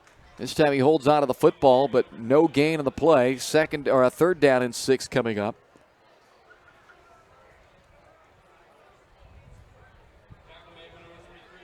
Chase Wilm on the stop last play there for Spring Hill, but they need another one now on 3rd and 6. Washington motions out of the slot. That's where they wanted to go, but Spring Hill took that play away, so Tapia is forced to come back to one of his alternate looks on that play. Didn't have what they wanted. The primary receiver was taken away. He ends up coming back and completing the pass to Alex Amayo. Chase Will makes that stop for another no gain, so 4th down and 6 coming up. We haven't seen the punt team on the field yet for Bonner Springs in this game. And now, out of a deep shotgun, if you will, Tapia will go ahead and punt this one away. Shear back at letting this one continue to bounce and roll. Now he picks it up late at the 2-yard line. Very dangerous play.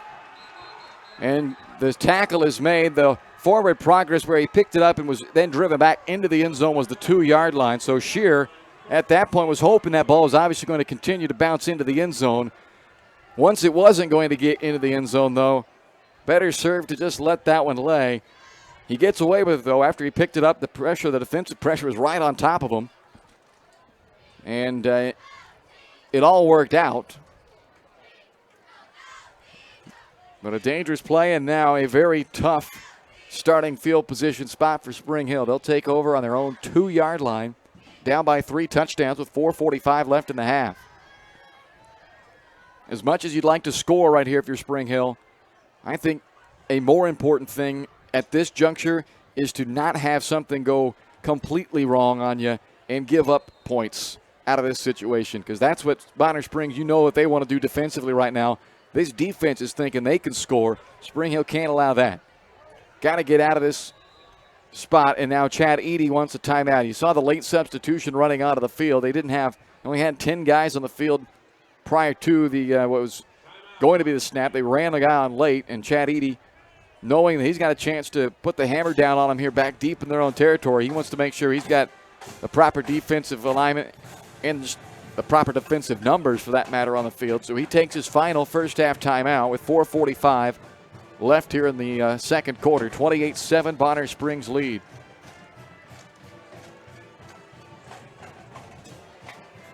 Barker, as we see, I was going to say Barker, the guy likely to see the football here, or do you take a shot expecting the defense to think you're just going to run the ball? You look up the lights here, you can't see it on the film necessarily, but some moisture coming down here at Spring Hill High School as well right now. So let's see if that picks up at all, how much of a factor that may play second half. All right, here we go. First down and 10 at the 2-yard line for Spring Hill. 4:45 remains in the half. Snap back to Myers, and he does hand it straight to Barker. Falls forward out to the 3, just a 1-yard run. Cavallero makes the tackle along with Crone again. That's a 1-yard run for Barker to make it second down and 9 at the 3-yard line. Myers runs all the way over to the sideline to get the play call, and now all the way back into the huddle. Still has plenty of time on the play clock as they break the huddle with 20 left on the play clock. From the 3-yard line now, second down and 9. Myers gives off left side to Barker, and Zaid will slowly but surely move it forward yet another yard to bring up third down and 8. Just a pair of 1-yard runs. Brandon Sanders, the tackle for Bonner Springs, knows the football almost got to the 5 there. They'll give him 2 yards on that carry, so it's now third down and 7. Do you dare put the ball in the air on 3rd and 7 from your own 5-yard line?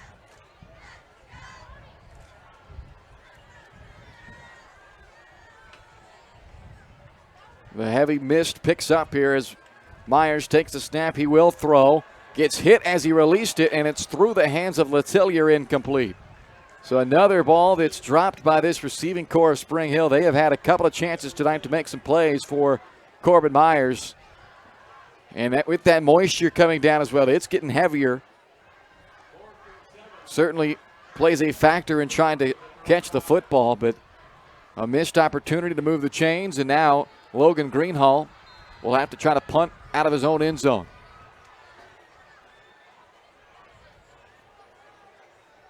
Another late player running onto the field for Bonner Springs at the snap, and Greenhall gets it away. Low wobbly kick that bounces at the Spring Hill 34 and takes a Bonner Springs bounce back towards the goal line, where it's picked up by Gage Klutz at the 28-yard line. So great field position for Bonner Springs after the big punt, the big roll on the punt by Johnny Tapia. Put Spring Hill all the way back at their 2-yard line. They could only gain 3 yards. And then on the punt, they only net 25 yards on that. First down and 10, Bonner Springs. Deep already into Spring Hill territory with a 3-touchdown lead and 3:14 left in the half.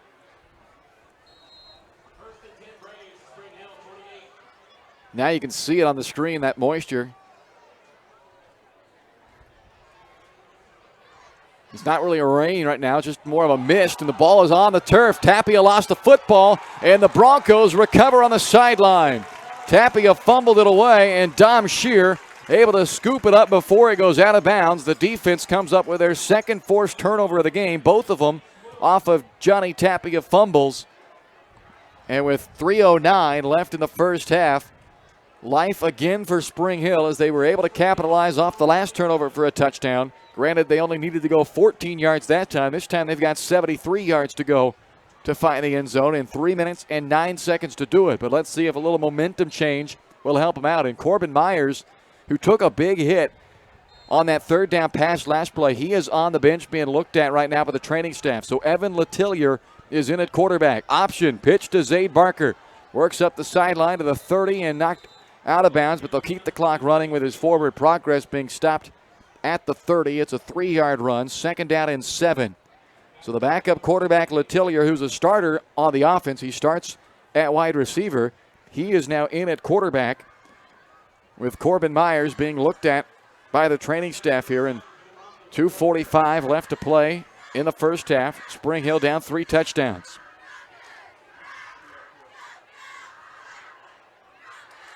Letellier from the pistol. Throws quick, and it is caught by the guy who replaced him in the receiving staff.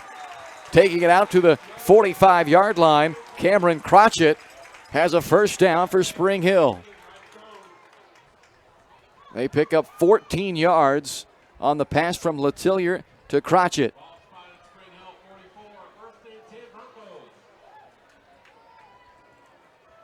Trying to capitalize again after the defense set him up.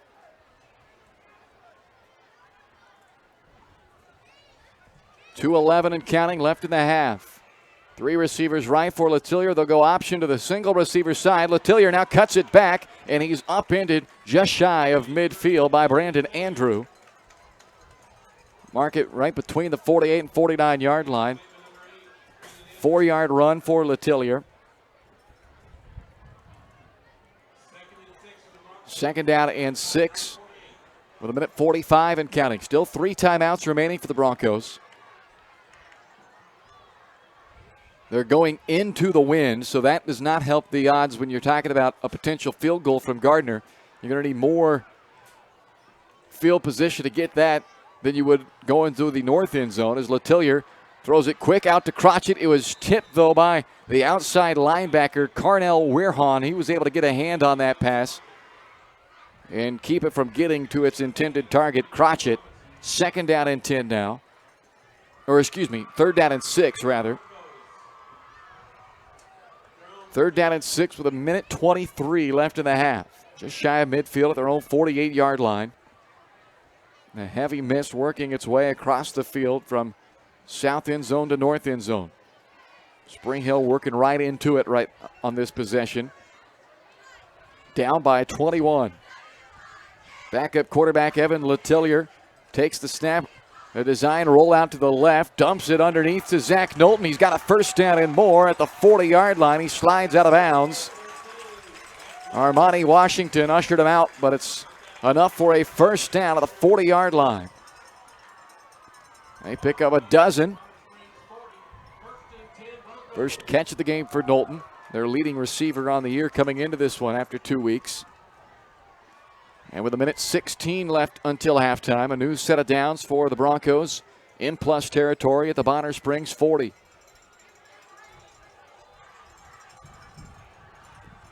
Play clock down to 10 as they break the huddle. Crotchet, the lone man, going right. They bunch 3 receiver, going left. They bunch 3 right. Design roll out that way now. And another pass underneath. This time it's caught by Klutz. Gage Klutz lost his footing as he is tackled at the 38-yard line. A short 2-yard gain, maybe 3 on the play. And a timeout is taken by Spring Hill. They want a chance to stop the clock after that short gain. They've still got 2 timeouts remaining with 1:09 left in the half. It'll be second down and 7 at the 37 coming out of the timeout. And it still hasn't, what I would say, rain yet in this game. It's a heavy mist that is just in the air, floating around out there, which is certainly enough to cause the slick football. We've seen a couple of drops. We saw a fumble. You get a pretty good look there when you see up in the lights that heavy mist that is coming across the field here in Spring Hill tonight. Spring Hill working right in to the wind, which is coming from this south end zone that they're headed towards.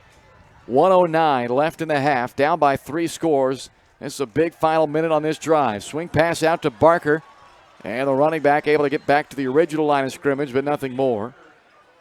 May have even lost a yard on that completion. Crone on the stop for Bonner Springs. Clock now ticking away with 51 seconds. Third down and 8 from the 38. A late shift by the offense. Receivers flip-flop sides of the field. Letillier barking out the signals on a third down and 8. Good pocket to throw from. Floats one up for Klutz, and it is incomplete. Broken up, rather, Crotchet, the intended receiver. And Rashad Dockery, along with Brandon Andrew, able to break that one up with 31 seconds left in the half.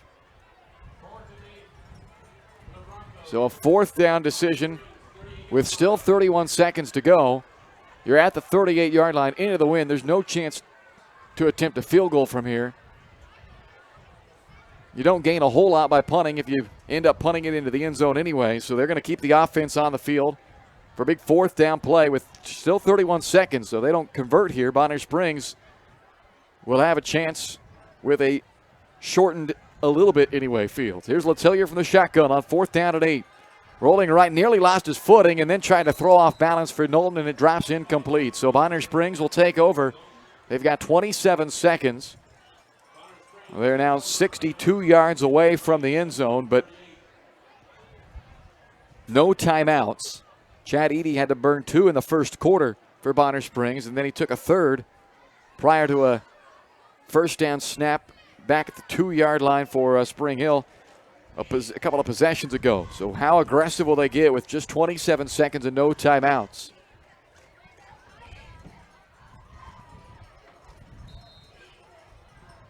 Tapia's thrown for 107 in the first half, but Crone's been their heavy lifter. He's the tailback there with Tapia, and it's Crone that gets the carry.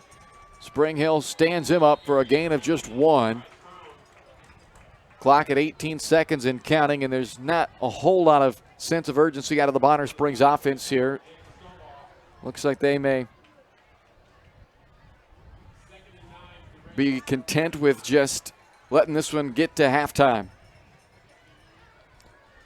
So that's going to do it for the first half from Spring Hill tonight on homecoming. But it's been the visitors who have enjoyed the party tonight. 28-7, Bonner Springs on top of Spring Hill through one half of football on Spring Hill Sports Live. Coming up right after this, we'll have the halftime ceremonies for you as well. We will play that for you and get best audio we can of the halftime homecoming ceremonies. But we'll also get you the rest of your stats and first half recap and everything else on the Leah Smith Agency Farmers Insurance halftime show. Coming up right after this on Spring Hill Sports Live.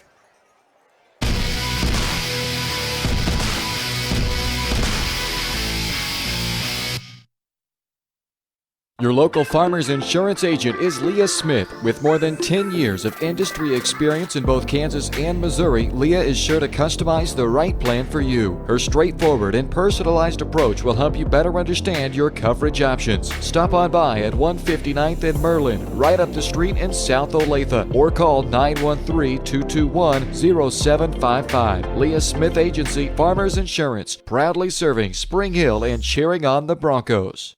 We are farmers. Bum, bum, bum, bum, bum, bum. Shop local and save at Price Chopper, your hometown grocery store in Spring Hill. Price Chopper has great everyday deals throughout the store. Enjoy hand-cut steaks from the meat department, the freshest fruits and vegetables from the produce aisle, and savor the flavors from the bakery. Check out their weekly ad to get the best deals on what you need, from apples to aspirin, Cool Whip to cool crisp lettuce. Plus, the Spring Hill Price Chopper is now your home for Dunkin' Donuts. Locally owned and operated, Price Chopper in Spring Hill. Open daily 6 a.m. to 10 p.m. Open, flexible, and dedicated to our clients with impeccable customer support. That's why you choose Tri-Century Bank. Have your bank right in your hands with mobile banking, and manage your money from the comfort of your home with convenient online banking. Tri-Century is ideal for your business with competitive rates on loans and credit cards to help meet your goals. For 125 years, Tri-Century Bank has been serving Spring Hill. To learn more, join them for one of their monthly coffees. See upcoming events at tricentury.bank. This is Bronco football on Spring Hill Sports Live. It's halftime here in Spring Hill tonight. Welcome into the Leah Smith Agency Farmers Insurance halftime show, brought to you by Leah Smith Agency Farmers Insurance. Leah has over 10 years of industry experience in both Kansas and Missouri. To learn more, call 913-221-0755. Just up the street at 159th and Merlin, that's Leah Smith Agency Farmers Insurance, proudly serving Spring Hill and cheering on the Broncos. They're setting up for the halftime homecoming ceremonies here at Spring Hill High School tonight, so I'll get you a look at that and get you the best audio we can when that happens. But it is halftime, and as the football game goes tonight, it's been mostly Bonner Springs. 28-7, the Bonner Springs Braves with the lead on the road tonight up at the 2-0 Spring Hill Broncos. The Eye on the Game is brought to you by White Cell Optometry Vision Source. Keep an eye on your child's screen time. If they're experiencing eye strain or headaches, it might be a good time for an exam. Make an appointment with White Cell Optometry Vision Source by calling 913-592-2020. And be sure to ask about the 2020 rule. This game started fast for Bonner Springs on their opening drive of the game. They went 80 yards and a touchdown, capped off by the 15-yard run by Bryce Crone. That was just 2 minutes and 26 seconds into the ball game. They got the ball back quickly after a 3-and-out by the defense, and it didn't take them long, only another 3 minutes, and they were back in the end zone on yet another Crone touchdown run, this time from 17 yards out to make it 14-0. Again, a 3-and-out stop by the defense, but then some life for Spring Hill as the defense forced a turnover, recovering a fumble at the Bonner Springs 14-yard line. It set up a few plays later, a 1-yard touchdown run by Zade Barker to pull the Broncos within a score. But then one play later, on the opening play of the next possession, Bryce Crone ripped off an 80-yard touchdown run, put the lead back up to 3 scores, and Crone would add one more score, a 10-yard touchdown run later than in the second quarter to go up 28-7, and that's where we stand. All right, so it's time for the homecoming ceremonies here, so we're going to flip it over to watch the homecoming ceremonies here at halftime in Spring Hill. The homecoming candidates were selected by the senior classmates and voted on by the student body. Our first couple is Mahaley Abel and Alec Kitchens. Mahaley Abel is being escorted by her parents, Jason and Brandy Abel. Mahaley is our senior class vice president. This year, she's also serving as a class leader, mentoring freshman students. Mahaley has served as a Schmidt hostess, freshman, sophomore, and junior year, and played softball freshman and sophomore year. Mahaley plans to attend Kansas State University next year to major in business and minor in interior design. Mahaley has a never quit attitude. Her tuition doesn't stop her from reaching her end game. She knows the difference between right and wrong, and she's always respectful. Alec Kitchens is being escorted by his parents, Steve and Nicole Kitchens. Alec has been involved in SAT, High Squad, and Studio all 4 years. He currently serves as the president of both SAT and High Squad, as well as the secretary of Studio. Alec will be helping bonus football for 2 years, band for 2 years, and Studio for 2 years. He has served as cross country for 1 year, football manager for 2 years, boys basketball manager for 4 years, and girls soccer manager for 4 years. Alec is currently working on his Eagle Scout project. Alec plans to attend Johnson County Community College for the next 2 years and then finishing up at Kansas State University. He's planning on earning a Master of Science in Electrical and Computer Engineering. Alec is always asking how he can help others. He takes pride in his role in school and truly cares about Bronco Nation.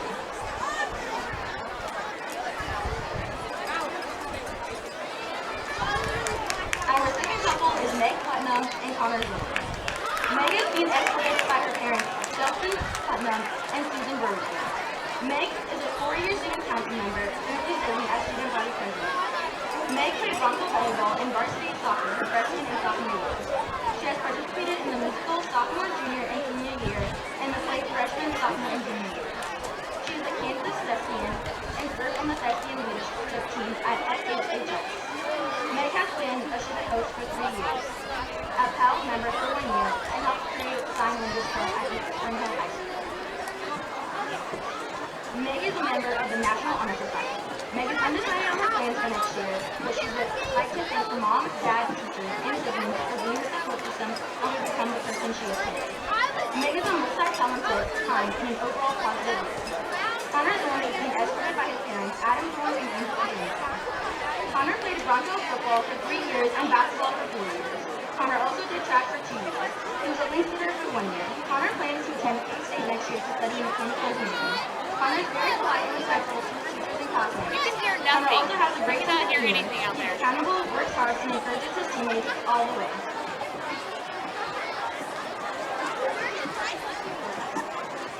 Our third couple this evening is Avery Anderson and Zade Barker. Avery Anderson is being escorted by her parents, James Anderson and Jennifer Anderson. Avery participated in SUCO, student publications, and FBLA for 2 years and served as a links leader this year. Avery played volleyball for 2 years, tennis for 2 years, basketball for 4 years, and softball for 3 years, and track for 3 years. She has earned varsity letters in all these sports and participated in state competitions for both softball and track. Avery loves coaching youth softball and working with the Expectationals program. Avery is committed to Northwest Missouri State to play softball next year and plans to major in communications. Avery is kind, hardworking, and a natural-born leader. She's the type of student athlete that is a joy to the coach and to have in her program or classroom. Zade Barker is being escorted by his parents, Dax Barker and Melissa Bazone. Zade plays Bronco football and has been a varsity starter for 3 years. He has been a varsity baseball player for 3 years. Zade is also a Bronco wrestler and was a state qualifier. He has been a links leader for 2 years, and Zade is an honor student. Zade is undecided about which college he would like to attend, but plans to major in psychology. Zade has a great heart, he cares about the people around him, and he is a natural leader. Our final couple is Gracie Cowden and Corbin Myers. Gracie is being escorted by her parents, Chris and Hannah Cowden. Gracie has been on the girls soccer team for 4 years. She's a member of the Student Publications team in the National Honor Society. She was selected to the PALS program as a junior and will serve as a PALS leader this year. Gracie is a 4.0 student. Gracie is currently taking CNA classes and will attend Johnson County Community College next year to earn her LPN. She plans to serve the Lord in whatever way he desires. Gracie is able to help others without a second thought. She has a big heart. She is a hard-working and a great leader. She always motivates others to be better. Corbin is being escorted by his parents, Brandon Myers and Megan Nielsen. Corbin has been the starting quarterback for the Broncos for the last 2 years, as well as the varsity catcher for the baseball team for the last 2 years. Corbin enjoys taking his cat on long walks, sunsets on the beach with his girlfriend, and is pursuing his passion of underwater basket weaving, thanks to his grandpa. Corbin also is a dad joke enthusiast. He's afraid of speed bumps, but is slowly getting over it. Corbin has been committed to play baseball at Fort Scott Community Kitchen and plans to study civil engineering. Corbin holds himself to an extremely high standard, both in the classroom and in life. He is personable, responsible, and will run through a wall to achieve his goal.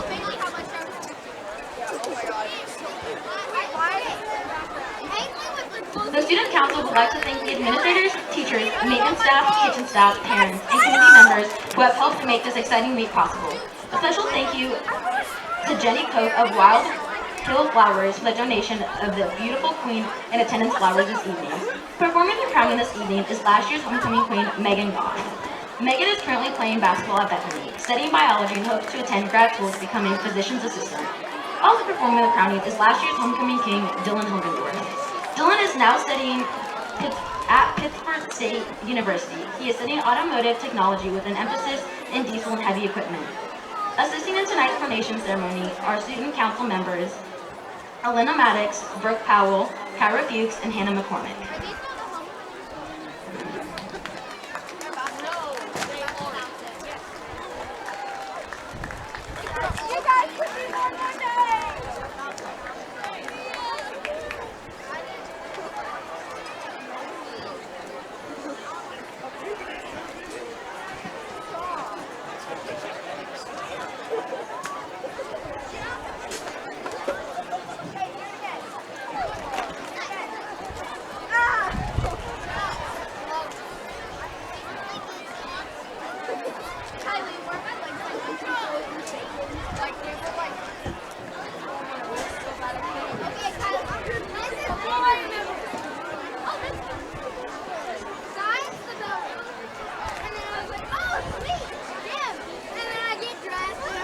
And now, the 2019 homecoming king is Connor Zorn.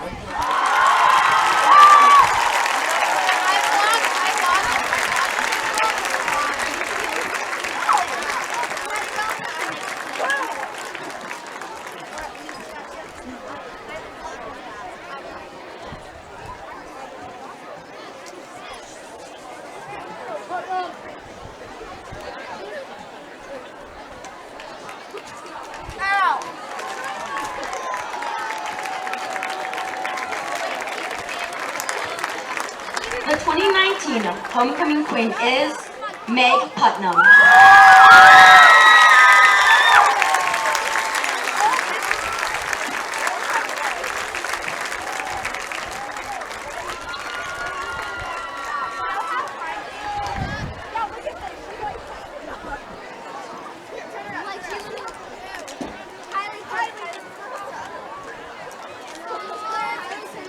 Congratulations to our 2019 King and Queen and to all of our homecoming candidates. The best of luck to our Broncos as they finish the second half. Go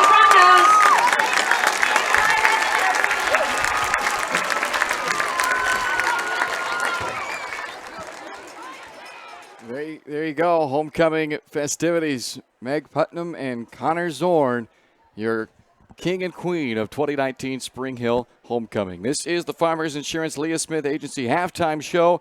We'll get you the stats and more from a 28-7 first half. Bonner Springs on top of Spring Hill here on Spring Hill Sports Live.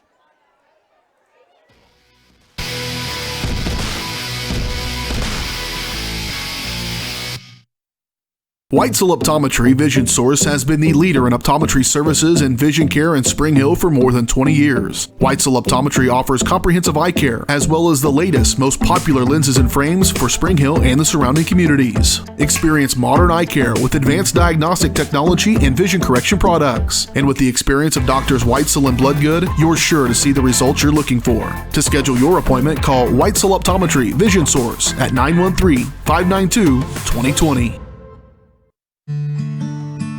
What if grass wasn't just for mowing? What if all the games weren't on TV? What if you saw the grandkids on more than just holidays? What if you got out of the house more often, maybe for good? Cedar Lake Village Senior Living. Life is how you live, not just where. To learn more, call 888-508-2022. Prime Accounting Solutions in Spring Hill is here to help you and your business grow. From accounting services to tax planning, Prime Accounting is here to help you meet your goals and achieve your dreams. The accountants at Prime Accounting Solutions stay up to date on the latest news and information, ensuring the best options, services, and returns for you. Give Prime Accounting Solutions a call at 913-592-2050. Visit them at 408 North Webster in Spring Hill or go online to primeaccounting.net.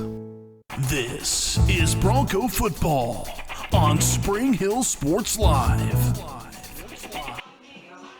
It's halftime here in Spring Hill tonight, 28-7. Bonner Springs leads the Spring Hill Broncos. Spring Hill looking to get to 3-0, but they'll have some work to do in the second half as the 1-1 Bonner Springs Braves came out and put it on them early with 2 touchdown drives to open up the game.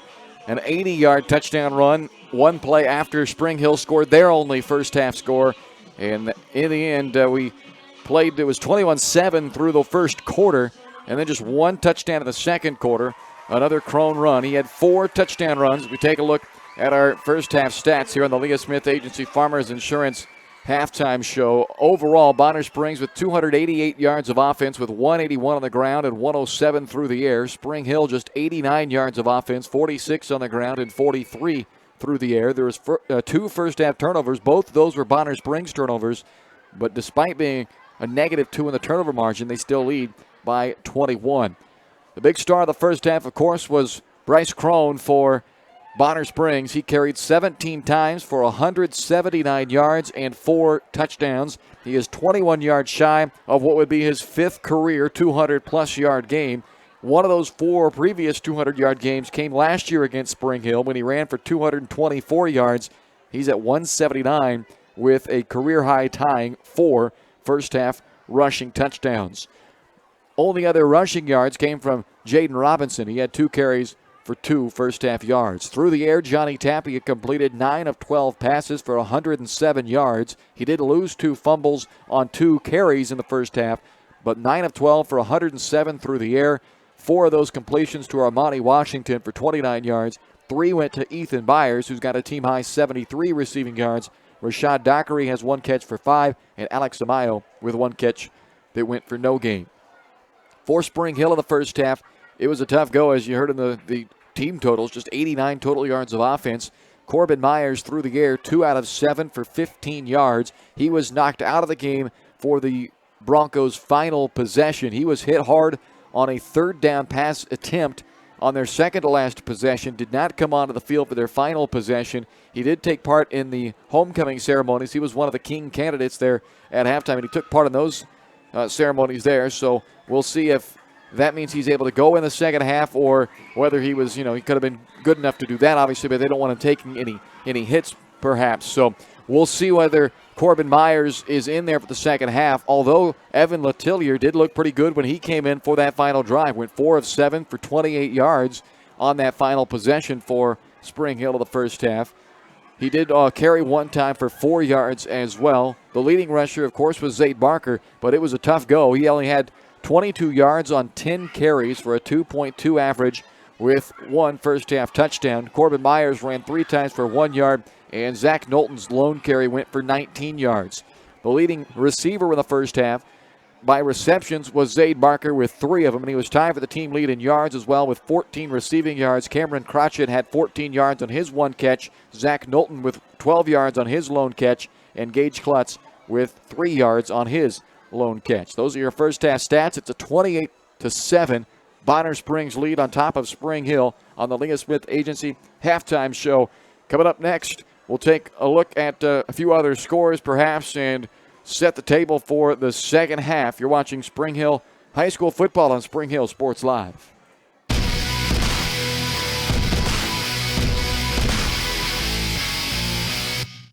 Are you looking for a trusted heating or air conditioning contractor in the Spring Hill area? Look no further than Comfort Designs. Comfort Designs Heating and Air Conditioning has 100% NATE certified technicians who are friendly, knowledgeable, and ready to help. They'll care for your home and complete the job with speed and precision. Locally owned and operated for more than 20 years, Comfort Designs, Spring Hill's heating and air conditioning company. See all they have to offer at comfortdesigns.net or schedule your appointment at 913-592-4453.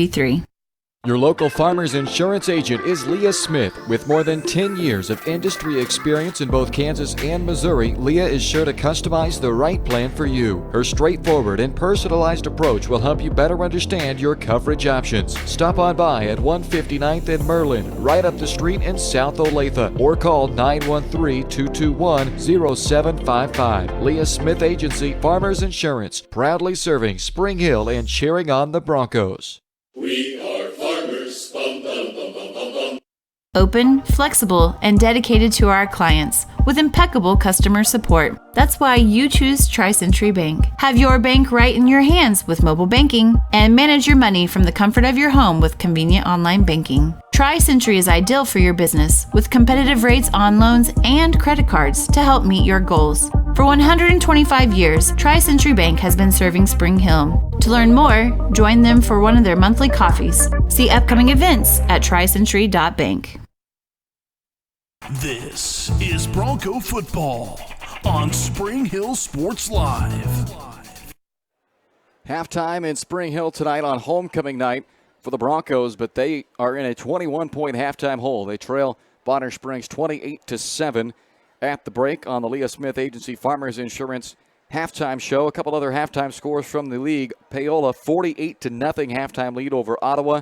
Lewisburg looking for their first win over Baldwin. They lead 32-6 at the half. Now, Lewisburg, for the first time since 1983, has started 0-2, but found a fellow 0-2 this week in Baldwin, and they're rolling at halftime of that game. Piper, they're playing outside of the Frontier League tonight against Atchison. They lead 20-6, though, at halftime as Piper looks to get to 3-0 to start their season. Those are a few of the Frontier League halftime scores for you. Oh, and one more. Tonganoxie at the half. They are blanking Eudora 21-0 halftime score there with Tonganoxie on top of Eudora. Our second half starts next. A 28-7 Bonner Springs lead. You've been watching the Leah Smith Agency halftime show. Second half kickoff next on Spring Hill Sports Live.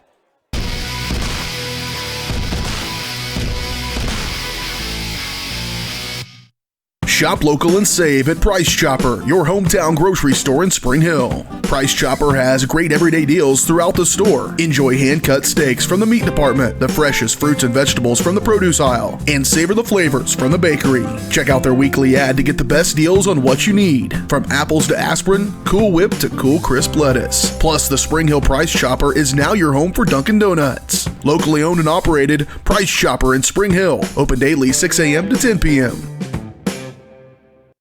A great collision on the field? Awesome. An awesome collision on the road? Not so great. If that bad play does come your way, take your car to Shoemaker Collision and Paint Center.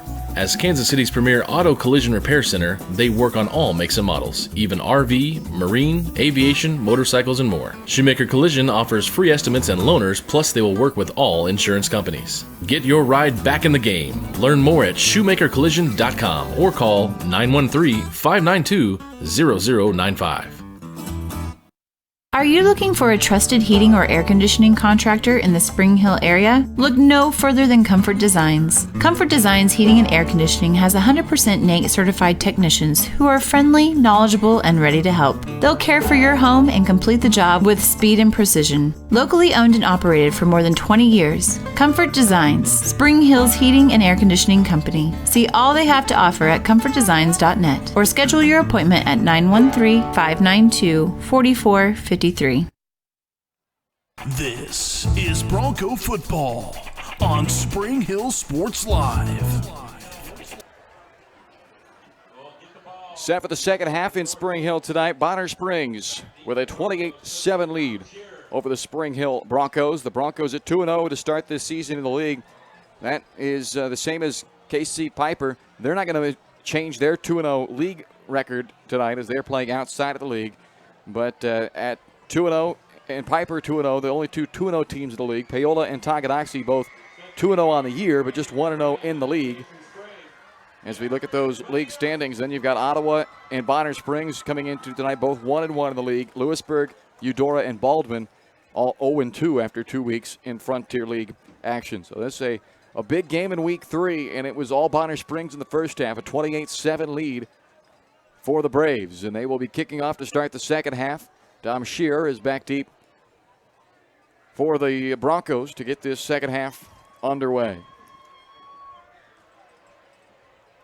Just 89 yards in the first half for Spring Hill's offense. Chance to take the field to start the second half. The only question is, will it be Corbin Myers or Evan Letillier who will be the quarterback that takes the field? And they're going to start at the 30-yard line after that kickoff goes out of bounds. Well, they were going to start at the 30-yard line. Now they're going to probably start at the 15. There was a Bonner Springs player that got shoved out of bounds after that play was over, and a penalty flag was thrown. So still at the 35-yard line, I should have said, not the 30, but now it's probably going to come back to the 20 with a personal foul against Spring Hill. Okay, they did. So they were just throwing that penalty for the kickoff out of bounds. The penalty was thrown right at the same time as one of the Bonner Springs players went flying into the turf out of bounds. So, all right, all good there. And at the 35, that's where Spring Hill takes over. First down and 10, it is Evan Letillier at quarterback, and he hands off to Zayd Barker, who takes it out to the 41-yard line. That was his longest run of the game right there, a 6-yard run. They had him completely bottled up in the first half for just 22 yards on 10 carries. But he comes away with 6 on a first down carry before Jay Smith made the tackle, and it's 2nd and 4. So Letillier starts the second half at quarterback, replaced Corbin Myers because of an injury on the final possession of the first half. And scanning the sideline down here, I don't see Corbin's number 2, so this looks like it's perhaps Letillier's game the rest of the way. He's in the shotgun with the pistol on a 2nd down and 4. Again gives to Barker. Same look for Zayd, and he's again got room with a first down. Takes a hit out of bounds that rolls him all the way onto the track. And Spring Hill was saying that was a little bit late on the hit to Barker. No flag was thrown as Crone made the stop out of bounds on Barker, but it's a first down carry to the 48 of Bonner Springs. A nice 11-yard chunk play there for Barker. That matches the largest, or I guess, they had 2 pass plays for 14 and 12 in the first half. That's certainly the largest running play. That was half the total yardage Barker had in the entire first half on that carry. First down and 10 at the 48. Barker stands behind Letillier in the pistol. Evan wants to throw down the seam and just a bit out and too far in front of Zach Knowlton. 2nd down and 10 coming up. Opening drive of the second half for Spring Hill. They trail by 3 touchdowns. Trying to make something happen here in the early part of this second half after they settled down a little bit defensively in the second quarter after allowing 3 first quarter touchdowns. They gave up just the 1 second quarter score, but they couldn't find any points with their own offense. Here's the 2nd down and 10. Snap back to Letillier, and he'll hand off to Barker. Brandon Sanders off the edge. Got to him right away. Shoves him forward for a yard down to the 47. 3rd down and 9. Just over a minute into the third quarter.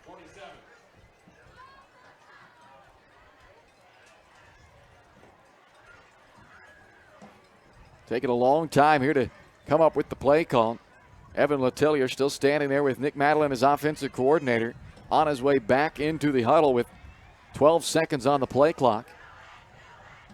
Broncos break the play clock, or break the huddle with 9 on the clock. Now some confusion at the line. They may have to burn a timeout. Play clock down to 2, and they will take that timeout. So took a very long time to get the play call in to begin with. And then there was confusion on the alignment once they got the play out of the huddle. And the timeout is taken with 10:19 left in the third quarter. Bonner Springs on top of Spring Hill here, 28-7. Next week, Spring Hill goes back onto the road, and they will have a big-time test next Friday night with a visit to number 4 Paola, who has rolled past their first two opponents, and they hung 48 on the board in the first half again tonight against Ottawa, so they are well on their way to a 3-0 start, and that's who Spring Hill will face next Friday night. Just 3-25 against Paola since 1993. It's been a tough opponent for them. The same was said about Lewisburg, though, going into that opener, and they pulled off that victory, 27-24. Picked up a 50-7 win last week, but now they've got a lot of uphill climbing to do in this one. Down 28-7, and there's motion at the line of scrimmage. It looked like most of that motion, though, came from the defensive side. Coming out of the timeout, they take advantage of a hard snap count, trying to catch the Bonner Springs guys a little bit antsy to go after that timeout, and it works. They get 5, and it makes it 3rd down and 4 now.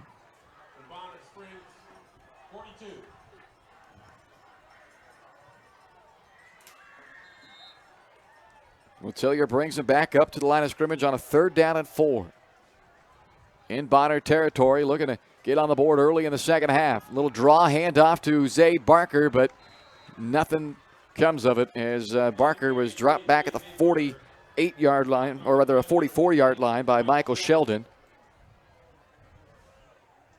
So a couple yards lost on the play, makes it 4th down and 6 now with 10 minutes to go in the third quarter, and Logan Greenhall is back on to punt it away.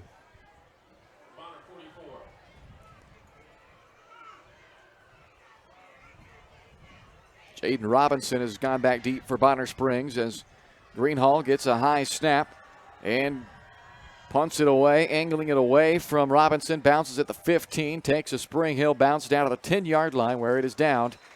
And that's where Bonner Springs will take the field for their first second-half possession. 4 first-half rushing touchdowns from Bryce Crone, and he is already just 21 yards shy of his 5th career 200-yard rushing game.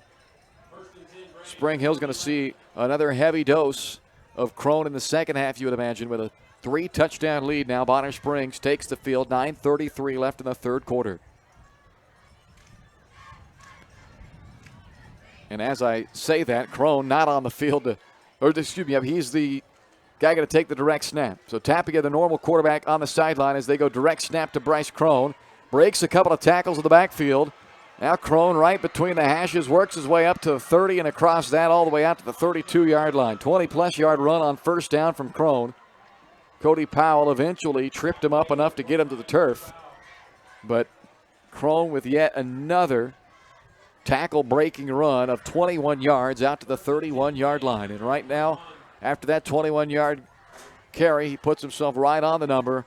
A 200-yard game from Crone. He goes out for a play as Tapia comes in and throws at the feet of Armani Washington. Incompletion makes it 2nd down and 10.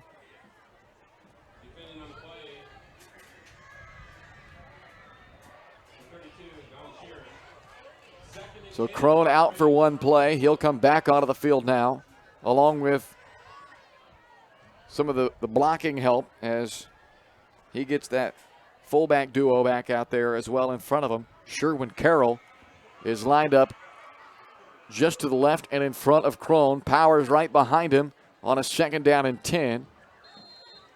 Takes it to the 35-yard line. Jacob Stovall, along with Carson Downs, or rather a Logan Greenhall, in there to make that tackle. But it's a 3-yard run for Bryce Crone, and now 3rd down and 7 coming up. First second-half drive for the Bonner Springs Braves. 4 first-half touchdown runs from Crone. 3 of the 4 came in the first quarter. Still hasn't ever started raining really here in Spring Hill tonight, but that heavy mist still continues to float over top of the field. Byers goes in motion as Tapia swings it out that way for Rashad Dockery. Works his way up the sideline for a first down. Tackle is made by Dom Shear at the 46-yard line, but it's a 12-yard completion on a 3rd and 7 to move the chains. Dockery's been their big play guy in the passing game, but just 2 grabs for 5 and 12 yards tonight. They haven't needed much as far as big plays through the air. They've been getting the big plays on the ground.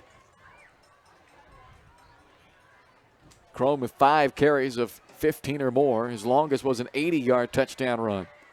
Option from Tapia, or either Crone and Robinson, and Crone lost his footing. And now a flag comes in late after Rashad Dockery knocked Cody Powell down to the turf. Now, Crone lost his footing for what was a loss of about a yard, but now they're going to lose another 15 probably on that penalty after the play. And that's the key. It was after the play as well, so that means the play will count. So it is an unsportsmanlike penalty against the Bonner Springs offense. So the 1-yard loss on the running play, and now 15 more tacked on by the penalty, and the down will count. So it's 2nd down and 26 coming up.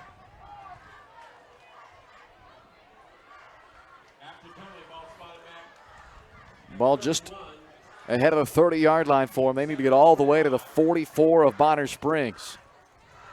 2nd down and 26 yards to go.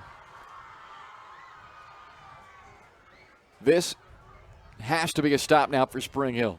They get a big favor by the penalty, the dead ball penalty against Bonner Springs, and the Broncos cannot allow Bonner to end up converting what's right now a 2nd down and 26. Crone keeps it again, and good job of pursuit to the football there by Spring Hill as Greenhall and rounds on. Dickey all in there to make that tackle. Crone corralled there for a no gain. They even lost another half yard. Now from the 30-yard line.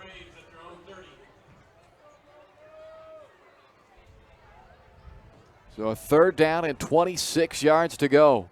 7:20 left, 3rd quarter. 28-7. Bonner Springs lead. Tapia on the snap, goes option. Finds his pitchman Robinson, who takes a big hit at the 41-yard line. Greenhall took Robinson out of the 41, and Robinson slow to get up, get some help up onto his feet, but he's still doubled over after that big hit by Greenhall that kept him well short of the 1st down on 3rd and 26. There's not a lot of plays in the playbook for that one. They pick up 12, but they're still 14 yards shy of the 1st down sticks. And now that mist really starting to pick up here. Probably the heaviest it's been so far tonight. Robinson able to jog off the field under his own power, so that's good to see. And likely the punt team coming on for Bonner Springs, you'd imagine, on a 4th and 14. They're still all huddled up over on the sideline as they got the injury timeout. And Chad Eady, the head coach, you can see him right there at the hash marks on the far side talking with the head official. Perhaps about that last tackle maybe. I'm not sure if that was the conversation or not, but one can imagine that was probably what Chad Eady was pleading a case for, maybe a penalty flag on that last hit. So 4th down and 14 yards to go for Bonner Springs. Dom Shear is back at his own 10-yard line as Tapia is set up 7 yards behind the center and takes the snap, punts it away. Shear muffs the punt, scoops it up though, and he's taken off across the 30. Shear now back to the 40, breaks another tackle, and Dom Shear all the way back near midfield. What started as near disaster on the return by Shear turns into a near 30-yard return, and they'll mark it right at midfield. Good field position for the Broncos with 6:39 left to go in the 3rd quarter, trailing 28-7 after the defense took advantage of the personal foul penalty by Bonner Springs to put them way behind the chains. The defense got them off the field. Now the offense has to capitalize. Midway through this 3rd quarter, still down 3 touchdowns. Evan Letellier, the junior backup quarterback, replaced Corbin Myers in the final possession of the first half due to an injury to Myers. And now Letillier running the show for the Broncos, gives to Barker, who creates some space, and now he's going to put on the wheels. Barker inside the 20, 10, 5, touchdown, Spring Hill. A 50-yard touchdown run for Zayd Barker, and the Broncos not finished yet.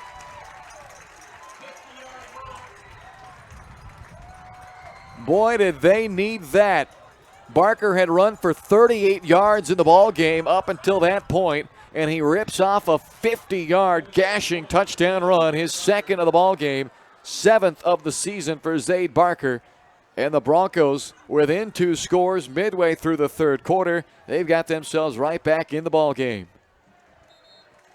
Bear Gardner on for the extra point, and a late substitution being made by Bonner Springs.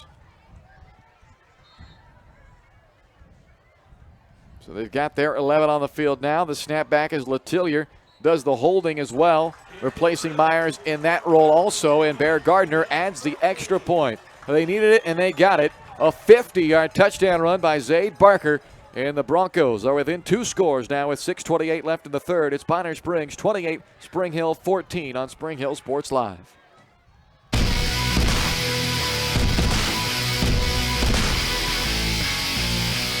Elliott Insurance Group is a proud supporter of Spring Hill and USD 230. At Elliott Insurance Group, we work, live, and shop in our local communities, serving Miami and Johnson counties for more than 45 years. Elliott Insurance Group understands your needs. As an independent insurance agency, Elliott Insurance Group works with numerous carriers to find the coverage that best fits your needs. In Spring Hill, call 913-592-5552 or visit elliottInsuranceGroup.com. This is Bronco football on Spring Hill Sports Live. 50-yard touchdown run from Zayd Barker has made it 28-14. The Broncos now within 2 scores here on their homecoming night. Trailed by 21 at halftime. Got a defensive stop after their offense was forced to punt on the first possession of the second half. And their second possession needed just one play, the 50-yard run by Barker. They fake the reverse on this kick return, and Armani Washington runs a long way all the way across the field and gets back to the 30-yard line, where the Bonner Springs offense will take the field for the second time in the second half. Bryce Crone ripped off a big 21-yard run on the first play of their last possession, and it looked like they were going to pick right up where they left off in the first half. But then, after a slip on the next play, Crone lost a yard, and they had 15 more tacked on with a personal foul and sportsmanlike conduct penalty. Put them way back at a 2nd and 26. They were unable to recover from that before punting it away. A big 30-yard return by Dom Shear set up the 50-yard touchdown run, and now the defense looks to make another stop. 1st and 10 from the 31. Crone gives it off to Jaden Robinson, who turns the corner on the far sideline and gets it up to midfield. So another big first down run as they rip off 22 yards at the 49-yard line of Spring Hill. 1st and 10, Bonner Springs.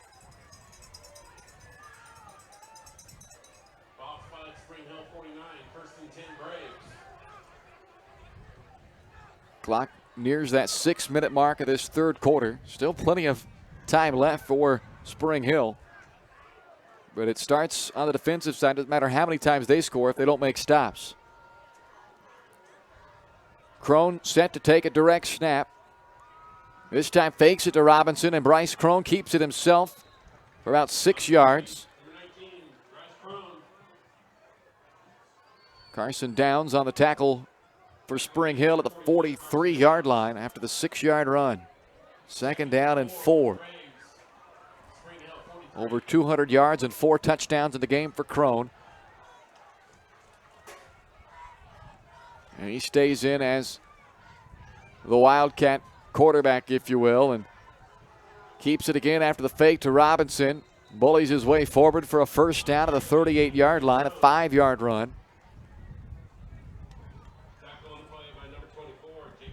Stovall and Downs again in on the tackle there for Spring Hill, but it's a first down for Bonner Springs. 38-yard line of Spring Hill. 5:13 and counting to go, third quarter. A 2-touchdown lead for Bonner Springs. Crone keeps it for a third straight time, and this one goes for a loss. Jackson rounds on, wrapped him up at the 42-yard line, a 4-yard loss as rounds on makes his 4th tackle for loss this season. That's tied for a team high coming into this ball game. Pushing the Braves back behind the chains for a 2nd and 14. Johnny Tapia now comes in, and Crone goes out. So with Crone out of the game, will they go to the air with their senior quarterback, first-year starter, Johnny Tapia, who lost the snap. Ball rolling back behind midfield. He's able to pick it up, but there's all kinds of pursuit on top of him, and he's slung down by Greenhall at the 50-yard line. Another 8 yards lost on that play, as Tapia was fortunate just to get the football back after that one was bouncing around on the turf. Now 3rd down and 22 coming up. The 2nd straight possession that Bonner Springs has faced a 3rd and 20 plus. Tapia goes out. Crone in the heavy set comes in with a pair of fullbacks. Not likely to throw here, but they've got to be sure on the tackle, and before that happens, Chad Eady will take a timeout for Bonner Springs. 3:53 left to play in the third quarter, and a 3rd down and 22 coming up for Bonner Springs after back-to-back negative plays. A 4-yard loss by Crone, and then an 8-yard loss for Tapia after the fumbled snap. Another golden opportunity for the Spring Hill defense to come up with a stop with Bonner Springs so far behind the chains on a 3rd and 22. Trying to get that momentum to shift to the home team here on homecoming. 28-7 halftime lead for Bonner Springs. A 50-yard touchdown run from Barker here in the second half for the Broncos. And now a 3rd down and 22. Crone set to take the snap directly from center. But even on 3rd and 22, he can get that and then some. And it actually looks like, I want to try to throw there. He's brought down for another tackle for loss. That's Jackson rounds on for the 2nd time on this series. He's able to corral Crone in the backfield. They lose 5 more, and it's 4th and 27. The defense stepping up on back-to-back possessions for Spring Hill. Well, Crone just had the look right there as he was running outside to the right. Didn't have the same look to him like he normally does when he just lowers that pad level and takes off running. I think he was hoping to end up throwing there, but just never got a chance because of the pursuit from rounds on. So Tapia will punt it away again on 4th down and 27 back at their own 45-yard line. High punt, but not very deep as it's over at the numbers. Takes a big Bonner Springs bounce, though. That one landed about the 28-yard line and goes all the way down to the 13. So they get a big bounce for Bonner Springs, and now it'll be a long field to go for Spring Hill. But the Broncos all of a sudden with a little momentum, down 2 scores still. Back-to-back defensive stops. And they're coming off of a score of their own last time they had it, a 1-play, 50-yard drive with a Zaid Barker touchdown run. 1st and 10 Broncos at their own 13. So from the 13, Evan Letellier, the offense, out of the field. Crotchet and Knowlton line up on the right side. Klutz tight to the left. Mitchell out wide left. Barker behind Letellier. 1st and 10 at the 13-yard line. Zaid gets the handoff, and he is taken down at the line of scrimmage. No gain on the carry for Barker. His 16th carry of the ball game for 88 yards and 2 more touchdowns tonight. Barker had 2 touchdowns opening night against Lewisburg, 3 last week against Ottawa, and he's got another pair tonight.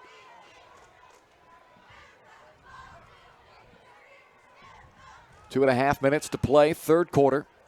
Still a lot of time left in this ball game as Spring Hill trails by 2 touchdowns. With possession, though, facing 2nd and 10 at the 13. Knowlton motions out of the slot, gets it on a jet sweep. Barker trying to set the corner for him. Knowlton turns it up, breaks through a tackle at the 25-yard line, and he's off to the races across midfield. Knowlton at the 35 is upended by Brandon Andrew. A huge run by Zach Knowlton as he takes it from the 13 all the way into Bonner Springs territory at the 31-yard line. A 56-yard run by Zach Knowlton before Brandon Andrew finally dropped him on the sideline. Second straight possession that the Broncos have had a 50-plus yard play. From the 31, 1st and 10 with 2:07 to go in the third quarter. Late substitution made by Bonner Springs. Can they catch him out of alignment? Letellier keeps it on the read option. He bursts through the center of the Bonner Springs defense down into the red zone at the 19-yard line. A 12-yard run by Evan Letellier, and it's 1st and 10 for Spring Hill inside the Bonner Springs red zone. Under 2 minutes left in the third, but all of a sudden, Spring Hill has a little bit more pep in their step. They've got things rolling on the offensive side. They've got Bonner Springs on their heels a bit on a 1st and 10 at the 19. Letellier from the pistol. Hands off to Barker. Looking to work off the left side. Shakes through a shoulder tackle, and he's down about the 13-yard line. Another 6-yard run for Zade Barker. Tackle made by Crimson Smith. Second down and 4 for Spring Hill. 80 seconds left in this third quarter. Trying to get back within a score for the first time since it was a 14-7 game at the 3.5-minute mark of the first quarter. Only a one-score game for all of 13 seconds, but his way down to the 5-yard line for 8 more, and it's 1st and goal. Smith again with the tackle. 1st and goal, Spring Hill, with 53 seconds to go in the third quarter. Barker's punched it in twice.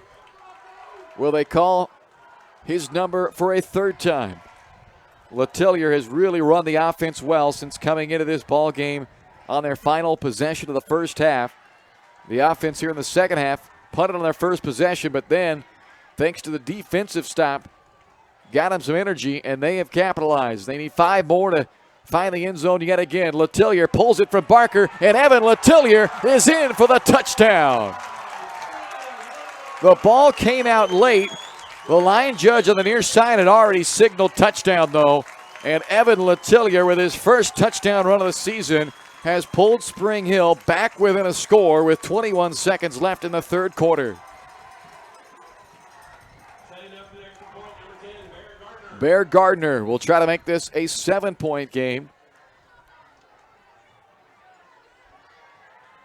And Gardner's extra point kick is good. He's a perfect 12 out of 12 this year on extra points, and it's 28-21 with 21 seconds left in the third on Spring Hill Sports Live.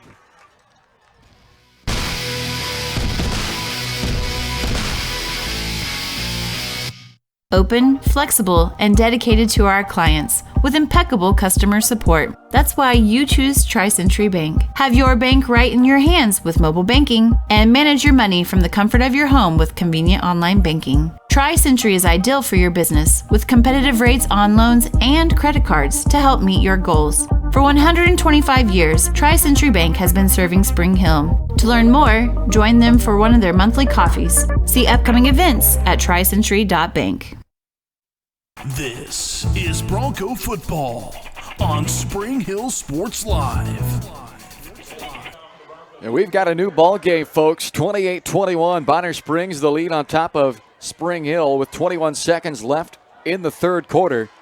But after facing a 21-point halftime deficit, the Spring Hill Broncos defense has come up with back-to-back stops to start the second half, and the offense has scored 2 touchdowns in 3 possessions to close this gap down to 7 as we near the end of this third quarter. Gardner set to kick it off. Washington and Smith, the deep return men for Bonner Springs. The kick by Gardner heads towards Washington, who will field it at the 10-yard line. Armani Washington reversing field, steps through a tackle at the 15-yard line and meets a wall of defenders just across the 20. Wyatt Dickey leading the charge on that special teams tackle along with plenty of help. And it's Bonner Springs football from their own 24-yard line is where they'll mark it. 1st and 10 Bonner with 12 seconds left in the third quarter. Their once 21-point lead down to 7. Tapia takes the field to start this series. They've got a lot of the direct snap to Crone in this second half. But they'll start this series with Tapia set to take that snap and Crone standing off his right hip. That's Crone who gets the carry. Patient run by Crone, but there was nothing there.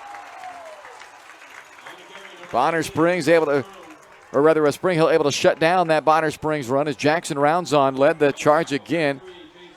Chase Wilm also in on the stop, and that will end the third quarter. It's 28-21. Bonner Springs leads Spring Hill through 3 as we head to the fourth on Spring Hill Sports Live.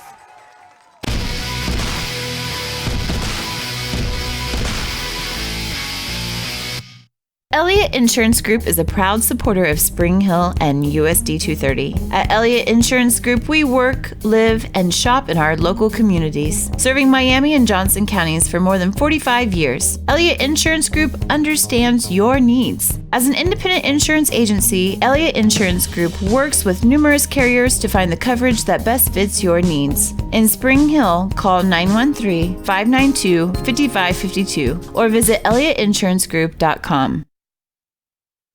Your home for Bronco Athletics is Spring Hill Sports Live. The Broncos hit the road Friday night as they make the short trip south to take on the Paola Panthers. Our pregame coverage starts at 6:30, kickoff at 7. It's the Broncos and Panthers right here on your home for Bronco Athletics, Spring Hill Sports Live.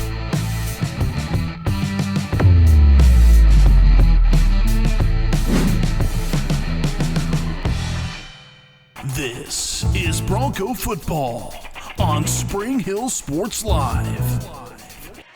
2nd down and 8 for Bonner Springs as we start the fourth quarter. And Tapia goes to the air on 2nd down, throws it behind Byers, the intended receiver, Dom Shear. Dom Shear on the coverage there for Spring Hill. And the incomplete pass brings up 3rd down and 8 with 11:56 left in this ball game. The momentum has certainly shifted. Now there is a flag down, but it looks like it was against Bonner Springs. So it is an eligible receiver downfield that'll cost him 5. Illegal participation against the Bonner Springs. Ball spotted on the 20. So they'll get the down back after the 5-yard mark off, and it's 2nd and 13 from the 21-yard line. Tapia works from the shotgun and hands off to Bryce Crone. He's met immediately and dropped for a very short gain. Aaron Dominic leading the charge defensively there, along with help from Chase Wilm and Wyatt Dickey. They shut down that Crone run for just 3 yards. So 3rd down and 10 coming up, or rather just 2 yards on that one. So 3rd down and 10. Just underway, fourth quarter. Bonner Springs on their 3rd possession here of the second half. Their first 2 both ended in punts. Tapia fakes to Crone this time. They go option left side. Johnny Tapia is met right at the sticks. The shoulder of Cody Powell may have knocked him short. This one might take the chains to decide. It is awfully close. And it is a first down. They won't bring the chains out. They looked at it and said, that's enough.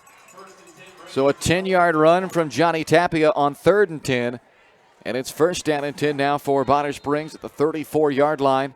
11 minutes and 10 seconds rather left in this fourth quarter. A 28-21 Bonner Springs lead.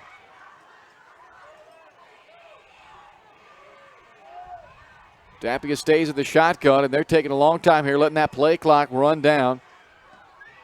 Down to 10 seconds now as Tapia looks at that play clock in the south end zone. Gives to Crone on the handoff. Hit right at the line of scrimmage, able to still fight his way forward for a few yards. Chase Wellman, along with some company, make that tackle. 3-yard run out to the 37-yard line. As expected, Crone's been a busy man tonight. 27 carries now for Bryce Crone. 208 yards and 4 touchdowns, but so far just 29 yards in the second half for Crone after he ran for 179 in the first half. He's the back to the left of Tapia on 2nd and 7. Option. Pitch came in low to Robinson, but he was able to catch that pitch and get a yard. Wyatt Dickey, along with Logan Greenhall, making the tackle for Spring Hill. Takes it to the 38-yard line for 1 yard, and it's 3rd down. 3rd down and 6 for Bonner Springs on their own 38-yard line, up a touchdown with 9:41 to go. Tapia wants to throw as he rolls to his right. The pass is caught, it looks like it is, by Washington. That is a catch by Armani Washington. Takes it out to the 47-yard line, a 9-yard completion to move the chains. 5th catch from Armani Washington in the game. He was their leading receiver in terms of receptions coming in, and not a big play guy necessarily, but he's come up with some big catches, including that one to move the chains on a 3rd down. From their own 47, 1st down and 10, and again Tapia lets the clock run a little bit before getting into the cadence. Takes the snap, gives to Crone. Crone across midfield, looked like a hold on Greenhall, or rather on Roundzon. Looked like he was getting held, and there is a penalty flag on the play. So this one's going to come back. Looked like a pretty obvious hold. The officials, there were 2 flags thrown. I think they both threw it for the same thing, but they'll check with each other first, and it is a holding penalty against Bonner Springs. So that will take away that run and make it 1st down and 20 now for Bonner Springs. 9:10 left in the ball game. 28-21, Bonner Springs on top of Spring Hill. But so far in the second half, it's been the exact opposite of the first half, where it was all Bonner Springs. This one's been all Spring Hill. 14-0. The Broncos have outscored Bonner Springs in this second half. So they mark it off from a yard behind the line of scrimmage. So it's now 1st and 21 for Bonner Springs. Tapia fakes it to Crone, now throws for Washington at midfield. He has the catch, and he is tackled at the 45-yard line by Dom Shearer and Cody Powell. But on 2nd and 21, they pick up 19 yards to make it 3rd down and 2.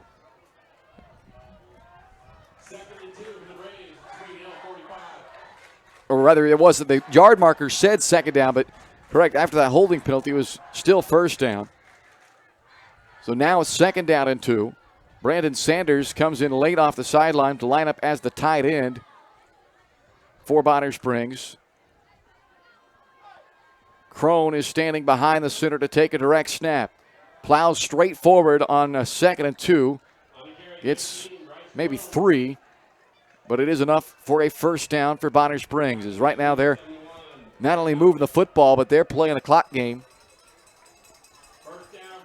Very patient prior to the snap, using up that play clock, every second of it, as the game clock now will tick underneath 8 minutes. And Bonner Springs on the move, up a touchdown. Tapia back in to take the snap. Gives it off to Crone, tripped up at the 40-yard line. Jacob Stovall was the guy diving in there to take the ankles out of Crone. 2-yard run brings up 2nd and 8. The next time Crone gets it, it'll be his 30th carry of the game. 7.5 to go as the Bonner Springs offense all stands around waiting and allowing the clock to continue to tick down. Play clock down to 14, and Tapia will now get into his cadence with Crone to his right. That's who gets it. They force Crone to bounce. He stays on his feet, put the hand on the turf to stay up, and breaks free for a 40-yard touchdown run, but there is a penalty flag back at the point of contact. Back at the line of scrimmage, there is a flag that was thrown by the far line judge, and it looks like the initial signal was a hold against Bonner Springs. It is a holding penalty against Bonner Springs. A critical penalty against the Braves there. Second time they've been called for a hold on this drive. They overcame the first one, but that one wipes a touchdown off the board.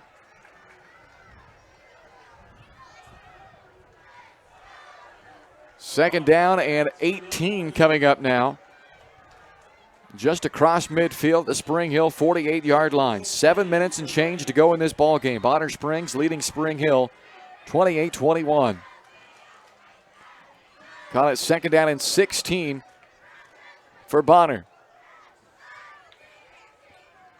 Tapia from the shotgun. Low snap into him. Rolling to his right, now wants to run. He was hit by Roundzon, stood him up. He falls forward for a couple of yards down just inside of the 45-yard line. We'll call it 4 on the carry for Tapia. Third down and long. Third and a long, 12 or short 13, whichever way you want to look at it. Is the ball is just inside of the 45-yard line. They need to get down to the 32 of Spring Hill to move the chains. 6:15 to go in the ball game. Big third down. Spring Hill trying to get the offense, who's been cruising in this second half, the football back. Good snap to Tapia out of the shotgun. Throws across the middle, tipped up in the air and incomplete. Nearly picked off. The linebacker, Jacob Stovall, came right underneath of that one and nearly had an interception. But they'll take the incomplete pass for sure, because that brings up 4th down and 12. And Tapia, the quarterback, also the punter. Can't imagine in this territory, with the momentum the offense of Spring Hill has, that they want to give the Broncos the ball here. They're going to try, I would think, to pin them back deep. That's what they're lined up looking like they're going to do, but Chad Eady wants a chance to think about it a little bit longer. Timeout taken by Bonner Springs with 6:05 left to play in the fourth quarter. 28-21. Bonner Springs on top of Spring Hill on Spring Hill Sports Live.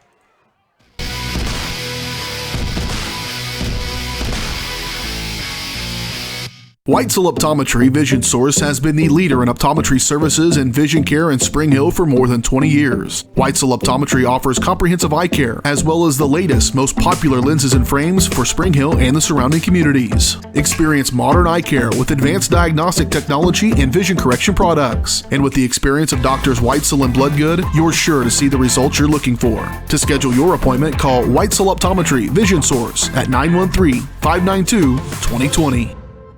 This is Bronco football on Spring Hill Sports Live.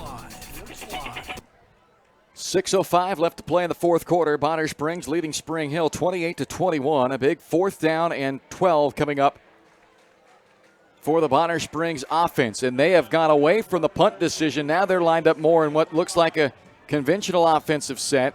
But it still wouldn't be out of the realm of possibility that Tapia goes with that little pooch punt. But because that different formation look, Jason Feeback is forced to burn a timeout of his own. They were lined up in punt return, and Bonner Springs came out, and they had the look like they may go ahead and go for it and didn't want to risk giving up a big play there. We saw that against Lewisburg coming out of the timeout, that Spring Hill thought Lewisburg was going to punt, and they came out lined up with their offense.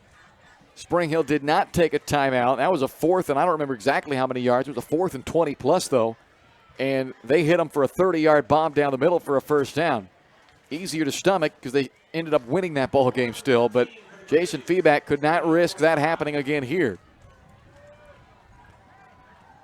So Shear is still a lot deeper than normal. Now he'll start walking up at the safety as Tapia is in the shotgun on 4th down and 13. Now Crone motions out of the backfield, and they do throw it to Byers. A little hook and lateral finds Jaden Robinson down the sideline for a touchdown. Oh, man. They go with the hook and the lateral to Jaden Robinson, and you couldn't have drawn it up more perfect for Bonner Springs on a 4th and 13. They go deep into the playbook, into the trick play section, and Chad Eady dialed it up at the exact right moment. And they capitalize for the touchdown. Huge, huge play with 5:57 to go in the ball game.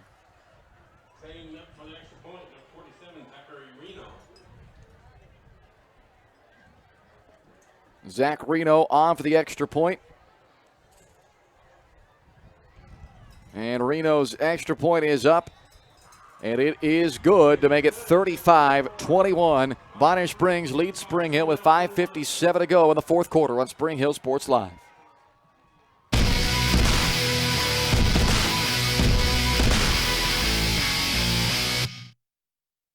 Shop local and save at Price Chopper, your hometown grocery store in Spring Hill. Price Chopper has great everyday deals throughout the store. Enjoy hand-cut steaks from the meat department, the freshest fruits and vegetables from the produce aisle, and savor the flavors from the bakery. Check out their weekly ad to get the best deals on what you need, from apples to aspirin, Cool Whip to cool crisp lettuce. Plus, the Spring Hill Price Chopper is now your home for Dunkin' Donuts. Locally owned and operated, Price Chopper in Spring Hill. Open daily 6 a.m. to 10 p.m.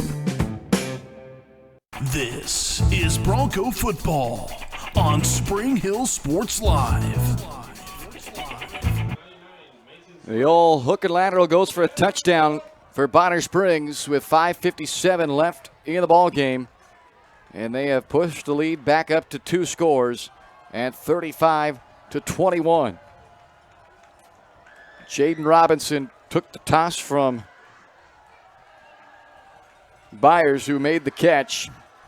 And Ethan Byers hit Robinson in stride on the hook and lateral for the touchdown. Here's a pooch kick towards the Bonner Springs sideline, and it goes off of the Spring Hill return man Stovall, bounced off his chest and out of bounds. So they'll mark it at the 30 where it went out. And now Spring Hill's offense back out of the field. They're not done yet. Still 5:57 to go. They've been able to strike quick a couple of times in this second half. But the task certainly got them a lot tougher after that 4th and 13 touchdown a moment ago from Bonner Springs.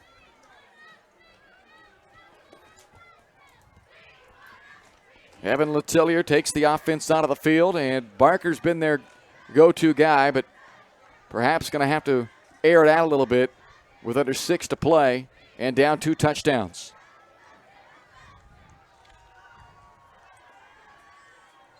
Two receivers both ways. Knowlton and Klutz, the slot guys.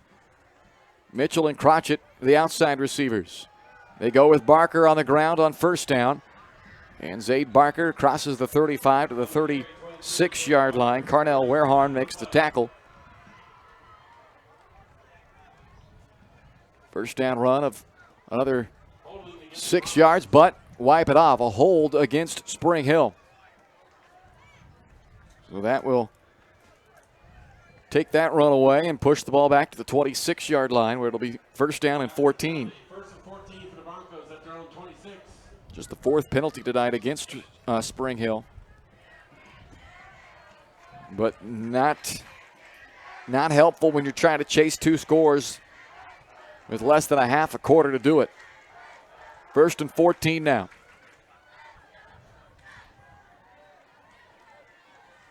Letellier to throw. Floats one towards the sideline and over the head of Zach Knowlton. Second down, 14 coming up. Letellier now 4 out of 8 through the air for 28 yards in this ball game. That all came back in the first half, though. The offense has scored a pair of touchdowns, but everything's come on the ground for them in this second half. They've had some big runs from Barker, has ripped off a 50-yard run. Zach Knowlton ripped off a 56-yard run, and Letellier himself has a couple of nice runs, 12 and an 8-yard touchdown, or a 5-yard touchdown run as well. Second down at 14. Letellier runs the option, but the timing was thrown off a little bit on the snap that was behind Letellier, and he's corralled by Cavallaro after a short gain on second down. On a second and 14, he picks up 2, so it's now third down and 12. 5 minutes to go in the ball game. Spring Hill down 2 touchdowns.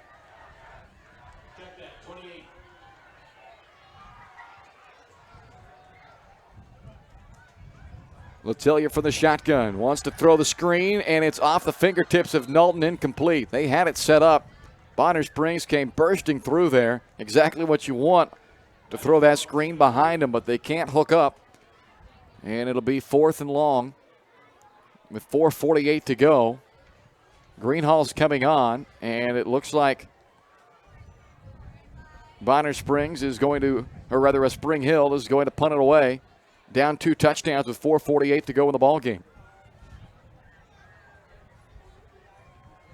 Back in punt formation, 27, Logan Greenhall. Nobody back deep for Bonner Springs. They're protecting against a potential fake. But Greenhall gets away a big punt, bounced the 25-yard line, takes a Spring Hill bounce all the way down inside the 10-yard line. So a great punt from Logan Greenhall, but unfortunately, it comes at 4:40 in the fourth quarter, down by 2 touchdowns. So Bonner Springs will look to ice this one away with their ground game, which has been very effective on the night, not so effective in the second half. They've run for 256 yards total in this game at 6.6 yards per carry. But their top running back, Bryce Crone, had 179 yards at halftime. He's got 213 for the game now, so they have held him to just 34 rushing yards since halftime.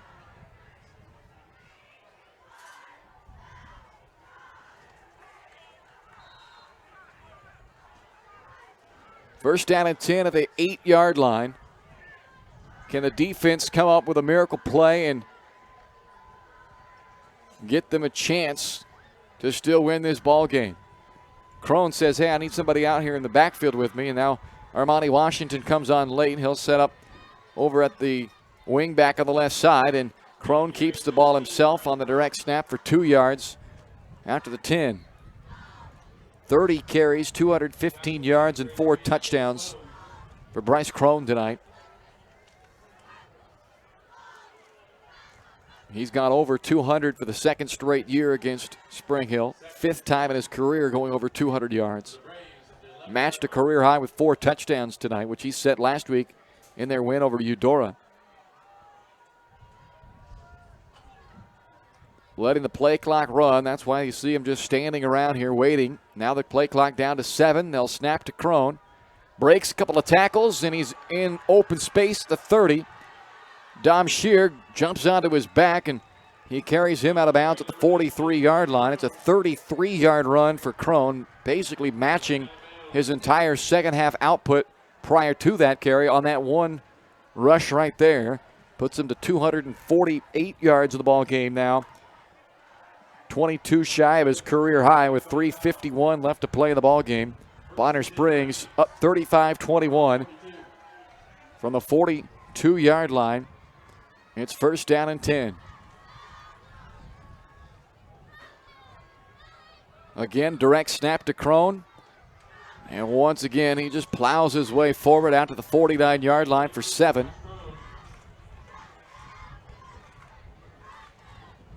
Dickey and Stovall make the tackle. Second down and 4. Ball at the 48-yard line. 3.5 minutes to play.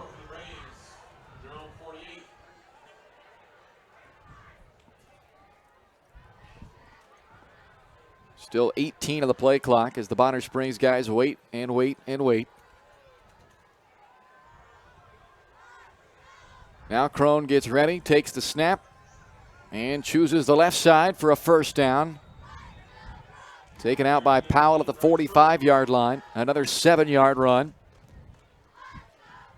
And it's another first down for Bonner Springs. Clock stops at 3:06 left in the ball game.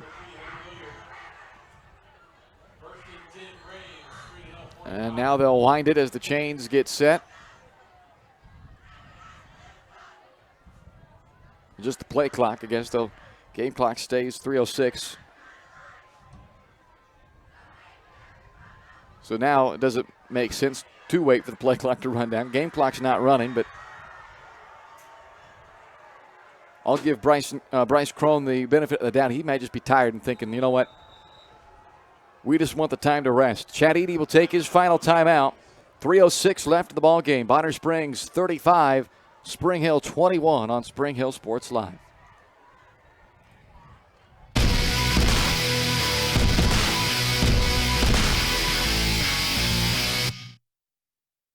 When it comes to protecting your family, home, and business, look to a local, community-minded agent. In Spring Hill, that's Allstate agent Libby Clark. With more than 15 years of industry experience, Libby and her team are committed to providing a customized family protection plan that fits your needs. A full-service agency, Libby Clark offers a broad range of insurance and financial services, building relationships with a focus on helping their neighbors. That's the Libby Clark Agency. Visit them on the southeast corner of 223rd and Harrison in Spring Hill. This is Bronco football on Spring Hill Sports Live. 35-21, Bonner Springs leading Spring Hill with 3:06 to play in the ball game. Bonner Springs with the football, first down and 10 at the Spring Hill 45-yard line. Bryce Crone set for another direct snap, and we've seen it a lot tonight, and we've seen a lot of that positive yardage as Crone picks up another 3, and this time it'll be Spring Hill that will take their final timeout with 2:56 left in the ball game. Well, if you're going to have any shot left, Spring Hill, I mean, it's even with a stop, you're looking at a near miracle now, down 2 touchdowns, under 3 to go, but certainly a first down, and this one's over at this point. So they've got 2 stops and probably 3, 4 down territory. I mean, there's no reason to punt at this point if you're Bonner Springs. So Jason Feeback going to try to encourage his guys to get them one more stop here. Down 2 scores with 2:56 to play.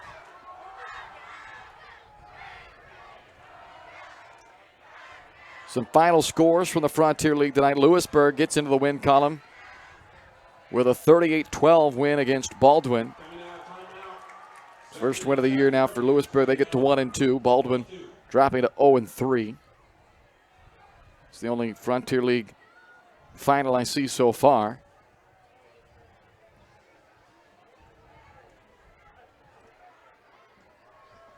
Second down and 7. Ball at the Spring Hill 42-yard line. Just under 3 to go. Crone takes the carry again. Ran right into the back of his offensive lineman. They'll mark Crone at the 41 for just a yard. 35 carries, 265 yards, and 4 touchdowns. Spring Hill can't stop the clock anymore. Both teams are out of timeouts with 2:30 and counting to play in the ball game. Third down and 6 yards to go. Crone with the waiting game as the play clock at 10.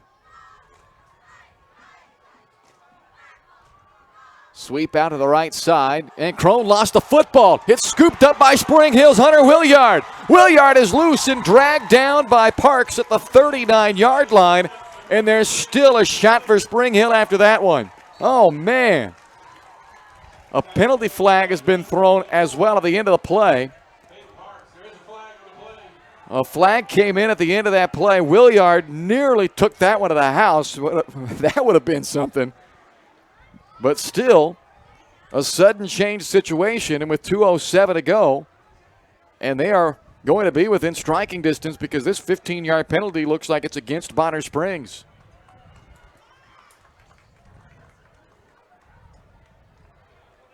So the 15 yards added on to the end of that run back by Williard takes it down to the 24-yard line.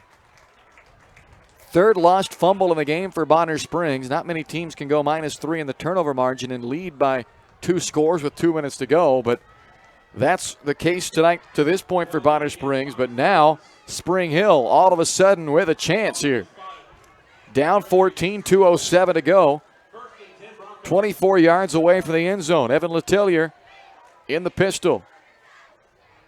Snap comes back to Evan, throws it out to Barker in the left flat, dropped it, but maybe not a bad thing, really. He had nowhere to go. Crone was right on top of him, and even had he caught that ball, it was going to be probably a loss, and the clock would continue to run. So there's a good case of a drop. Second down and 10. Spring Hill can't stop the clock with a timeout anyway. Obviously, it'll stop on a first down until the chains move or stop on the out of bounds, but they need to work the ball down the field, preferably into the end zone. They'll hand off on a jet sweep to Zach Knowlton.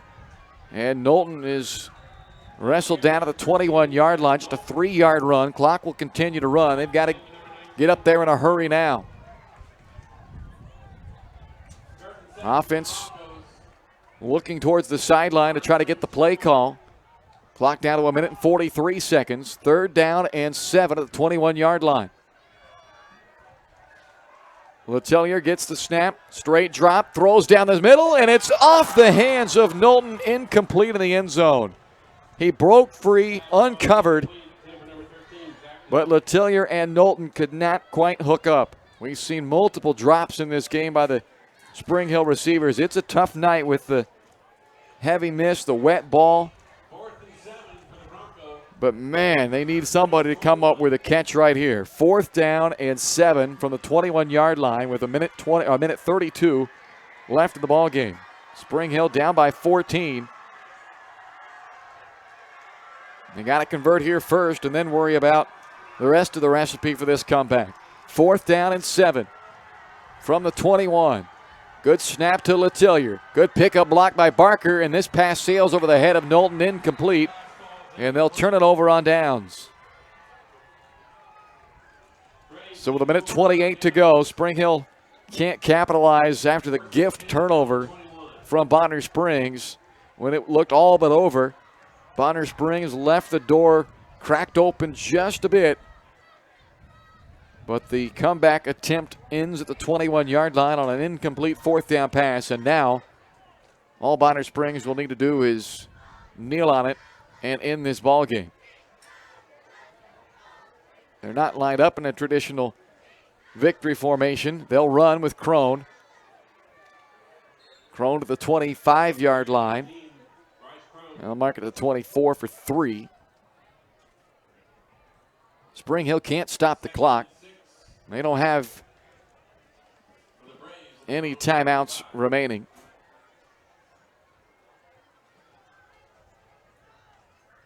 Clock now nears a minute.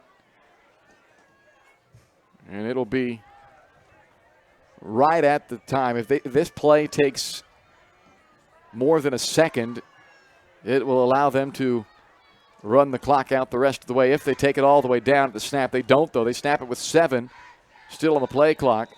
And Crone just patient over to the left for another yard. And with that 1 yard there, Bryce Crone has added to what's a career-high night for him, 274 rushing yards. There's a half-second difference between the play clock and the game clock, so they will have to snap it one more time, but they can just take a knee on it and end the ball game. So the second half for Spring Hill, they made it interesting. They gave themselves a chance, and now the teams are just shaking hands. I guess they're going to just say it's close enough. The play clock expires, and the game clock does a blink after that, and that's the ball game. So Bonner Springs comes on the road tonight and defeats the Spring Hill Broncos 35-21. Bonner Springs improves to 2-1, and Spring Hill drops to 2-1 with the loss on homecoming tonight. 35-21 your final. Coming up right after this, we'll have the Shoemaker Collision and Paint Center post-game show for you. We'll take a look at all the final stats, chat with Coach Feedback, get some final thoughts on this one, and prep you for Week 4 at Paola. That's coming up on the Shoemaker Collision post-game show right after this on Spring Hill Sports Live.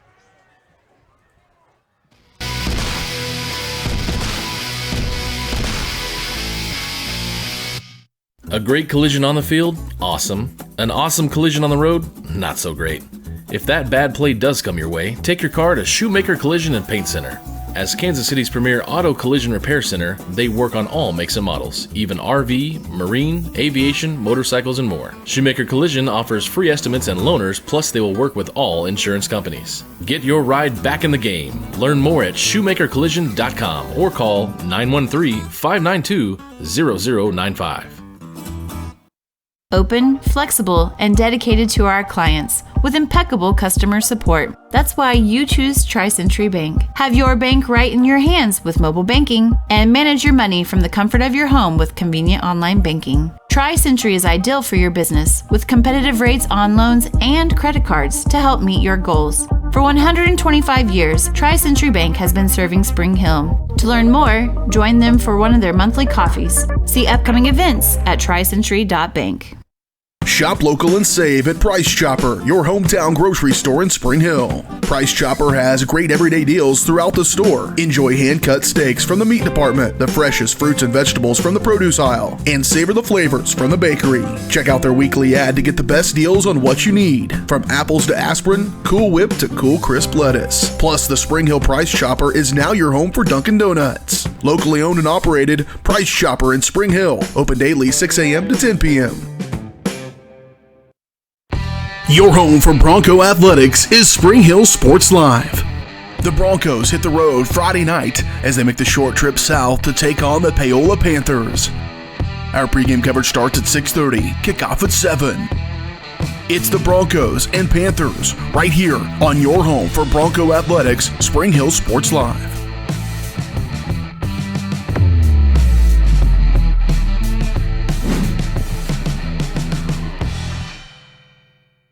This is Bronco football on Spring Hill Sports Live.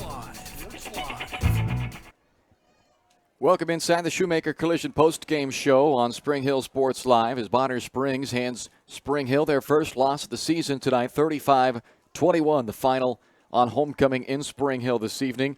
It is the Shoemaker Collision Postgame Show, Kansas City's premier auto collision repair center. They'll work with all insurance companies and can get you back on the road in no time. To learn more, visit them online at shoemakercollision.com or call 913-592-0095.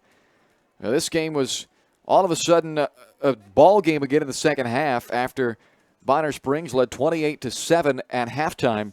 And then the second half started and Spring Hill got the football first. They ended up having to punt, but the defense got it right back after forcing Bonner Springs into a third and very long. They made the stop, got the punt, and Zayd Barker one play later went 50 yards for a touchdown. It was 28-14 at that moment. Then the defense again came up with a stop on the very next possession.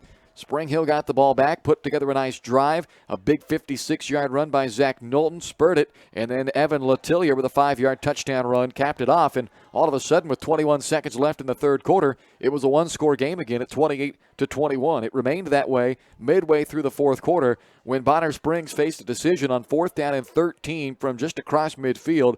They initially lined up to punt. Chad Eady took a timeout. They came back out with the offense on the field, forced Spring Hill to take a timeout, and then when they returned from that timeout, they ran a hook and lateral. Ethan Byers made the catch from Tapia, pitched it to Jaden Robinson, who took off down the sideline for the touchdown. That was the game's final score with 5:57 to go, made it 35-21.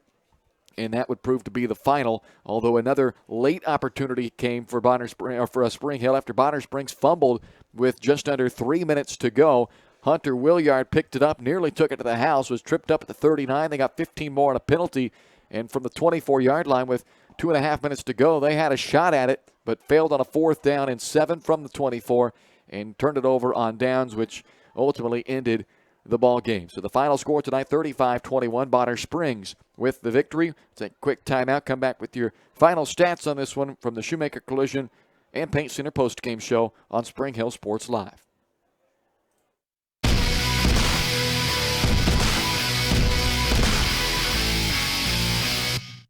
Elliott Insurance Group is a proud supporter of Spring Hill and USD 230. At Elliott Insurance Group, we work, live, and shop in our local communities, serving Miami and Johnson counties for more than 45 years. Elliott Insurance Group understands your needs. As an independent insurance agency, Elliott Insurance Group works with numerous carriers to find the coverage that best fits your needs. In Spring Hill, call 913-592-5552 or visit ElliottInsuranceGroup.com. Prime Accounting Solutions in Spring Hill is here to help you and your business grow. From accounting services to tax planning, Prime Accounting is here to help you meet your goals and achieve your dreams. The accountants at Prime Accounting Solutions stay up to date on the latest news and information, ensuring the best options, services, and returns for you. Give Prime Accounting Solutions a call at 913-592-2050. Visit them at 408 North Webster in Spring Hill or go online to primeaccounting.net. Are you looking for a trusted heating or air conditioning contractor in the Spring Hill area? Look no further than Comfort Designs. Comfort Designs Heating and Air Conditioning has 100% NATE certified technicians who are friendly, knowledgeable, and ready to help. They'll care for your home and complete the job with speed and precision. Locally owned and operated for more than 20 years, Comfort Designs, Spring Hill's heating and air conditioning company. See all they have to offer at comfortdesigns.net or schedule your appointment at 913-592-4453. Your local Farmers Insurance agent is Leah Smith. With more than 10 years of industry experience in both Kansas and Missouri, Leah is sure to customize the right plan for you. Her straightforward and personalized approach will help you better understand your coverage options. Stop on by at 159th and Merlin, right up the street in South Olathe, or call 913-221-0755. Leah Smith Agency, Farmers Insurance, proudly serving Spring Hill and cheering on the Broncos. This is Bronco football on Spring Hill Sports Live.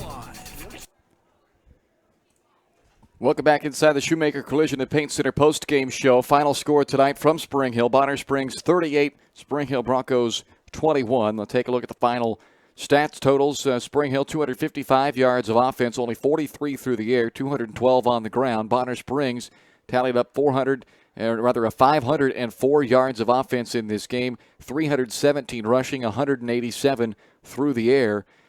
Individual numbers to finish this game up. Corbin Myers, 2 of 7, 15 yards, did not play in the second half. He was knocked out of the game on the final, or the second to last possession of the first half. Evan Letillier took over, finished 4 for 12 for 28 yards. Zade Barker carried 18 times for 102 yards and 2 touchdowns. Second straight 100-yard game for Barker, who's up to 7 touchdowns through 3 games now. Zach Knowlton, 3 carries for 78 yards. Evan Letillier, 5 carries, 31 yards, and a touchdown. Leading receiver was Barker's 3 catches for 14 yards. Cameron Crotchett, 1 catch for 14. Zach Knowlton had 1 for 12. And Gage Klutz, 1 for 3. For Bonner Springs, Johnny Tapia threw 12 of 18 passes for 147 yards. Bryce Crum, 38 carries, 274 yards, a career high, and a career-high tying 4 touchdowns as well. Jaden Robinson, 5 carries for 37 yards, and he was also on the receiving end of the pivotal hook and lateral touchdown on that 4th down in the 4th quarter. Tapia, 5 carries for 6 yards and 2 lost fumbles. Rashad Dickery, 2 catches, 17 yards. Armani Washington, 6 catches, 57 yards. Ethan Byers, 3 grabs for 73 yards. And Alex Amayo's 1 catch went for no yards. Final score again, 35-21 tonight, as Bonner Springs improves to 2-1 with the victory. Spring Hill dropping to 2-1 with the loss tonight. And we're joined now by the head coach of the Spring Hill Broncos, Jason Feeback, on the Shoemaker Collision and Paint Center post-game show. Coach, certainly a second half that the guys turned it on and gave themselves a shot in this ball game. What did you see that went better in the second half for your guys that allowed them to get back in this ball game? We were more assignment sound, simplified some stuff. At halftime, with defensively, we were not squeezing the tackle on the zone read, which allowed a cutback by a running back. We were playing the quarterback, trying to make sure he gave the ball so he couldn't run outside. We gave up a couple of plays last week, so we want to try to fix that. Figured they would try to attack that, but you got a guy like Crone back there, you're just going to give him the ball quite a bit. So I just think we played better football in the second half. We didn't have any, as Coach Book says, secret sauce that we fed them at halftime. And we talked about, going out and playing and having fun and playing as hard as you can and then see what happens. And, we came really close to making something happen. Dang hook and ladder on, down 4th and whatever. Yeah, 4th and 12 on that. 4th and 12. Hook and ladder. I mean, we had them right where we wanted them. We were moving the ball well. Everything was kind of clicking. Our guys were playing hard, and hats off to Evan Letillier getting in there and running the offense on such short notice. We got to check on Myers, see how things are going with him. But I was really proud of Evan, and Zayd Barker picked it up second half, and we were able to create some running lanes for him, and he got some pretty good runs in there. So I don't know. Bonner came to play tonight. I'm not saying we didn't. I think we did come to play. I think our guys played really hard. I think Bonner had a couple breaks that went their way, and just ball bounces funny sometimes. Yeah, and then you get that big hole early. Makes it really tough. Obviously, the crowd gets out of it a little bit. The guys' shoulders start slumping a little bit. But I was glad to see them fight back and not even down 28-7 at halftime. That's easy to just kind of fold it up sometimes. But the guys at least showed the resiliency not to do that. Yeah, and our guys are character kids. And, they work hard. They play hard. They're tough. And, there's no quit. So that's kind of what you saw tonight in the second half. And our guys are our guys, and we love them. Any word on Corbin? I haven't heard anything yet. But you mentioned Evan, obviously, that he came in there, and the offense got a nice spark there, and, especially running the football. He ran that read option pretty nice. Yeah, he did a really nice job, so it was good stuff. All right, Payola's next week, Coach. You guys go back on the road, so I'll let you get out of here and go start working on that one, and we'll see you next week. Have a great week of practice, and we'll see you down in Payola. Thank you. That's Jason Feeback, the head coach of the Broncos, as they fall here tonight, 35-21 to Bonner Springs. We're back to wrap things up for you on the Shoemaker Collision and Paint Center Postgame Show right after this on Spring Hill Sports Live.